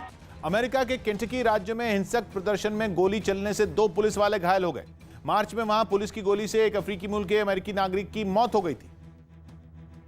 लेकिन अमेरिका की ग्रैंड जूरी ने 3 आरोपी पुलिस वालों में सिर्फ एक ही पर चार्ज लगाया, और वो भी हत्या का नहीं बल्कि दूसरे की जान जोखिम में डालने का। इस फैसले की भनक लगते ही पहले से भड़के हुए लोग आग बबूला हो गए और विरोध दर्ज कराने के लिए सड़कों पर उतर आए। मुखौटे से अपना मुंह ढका एक प्रदर्शनकारी तो सरेआम राइफल लेकर घूमता दिखा। सामने आई एक दूसरी तस्वीर में एक और प्रदर्शनकारी गन लोड करता नजर आया। हालात ऐसे हो गए कि पुलिस को सड़क पर तैनात होना पड़ा। इससे पहले सुबह गुस्साए लोगों पर काबू पाने के लिए पुलिस डंडे लेकर उनके आगे खड़ी दिखी। जब वो नहीं माने तो पुलिस ने सख्ती भी की और कुछ के हाथ बांध दिए। एक जगह तो पुलिसकर्मी कुछ प्रदर्शनकारियों के ऊपर सवार दिखे। अमेरिका के दूसरे इलाकों में भी विरोध की आवाज उठी। वॉशिंगटन डीसी में सैकड़ों लोगों ने विरोध प्रदर्शन किया। ऐसा ही नजारा न्यूयॉर्क में भी देखने को मिला। न्यूज 18 इंडिया NBA का सदस्य है और निष्पक्ष और जिम्मेदार पत्रकारिता के लिए बनाए गए नेशनल ब्रॉडकास्टिंग स्टैंडर्ड्स अथॉरिटी के नैतिक मानकों से संचालित होता है।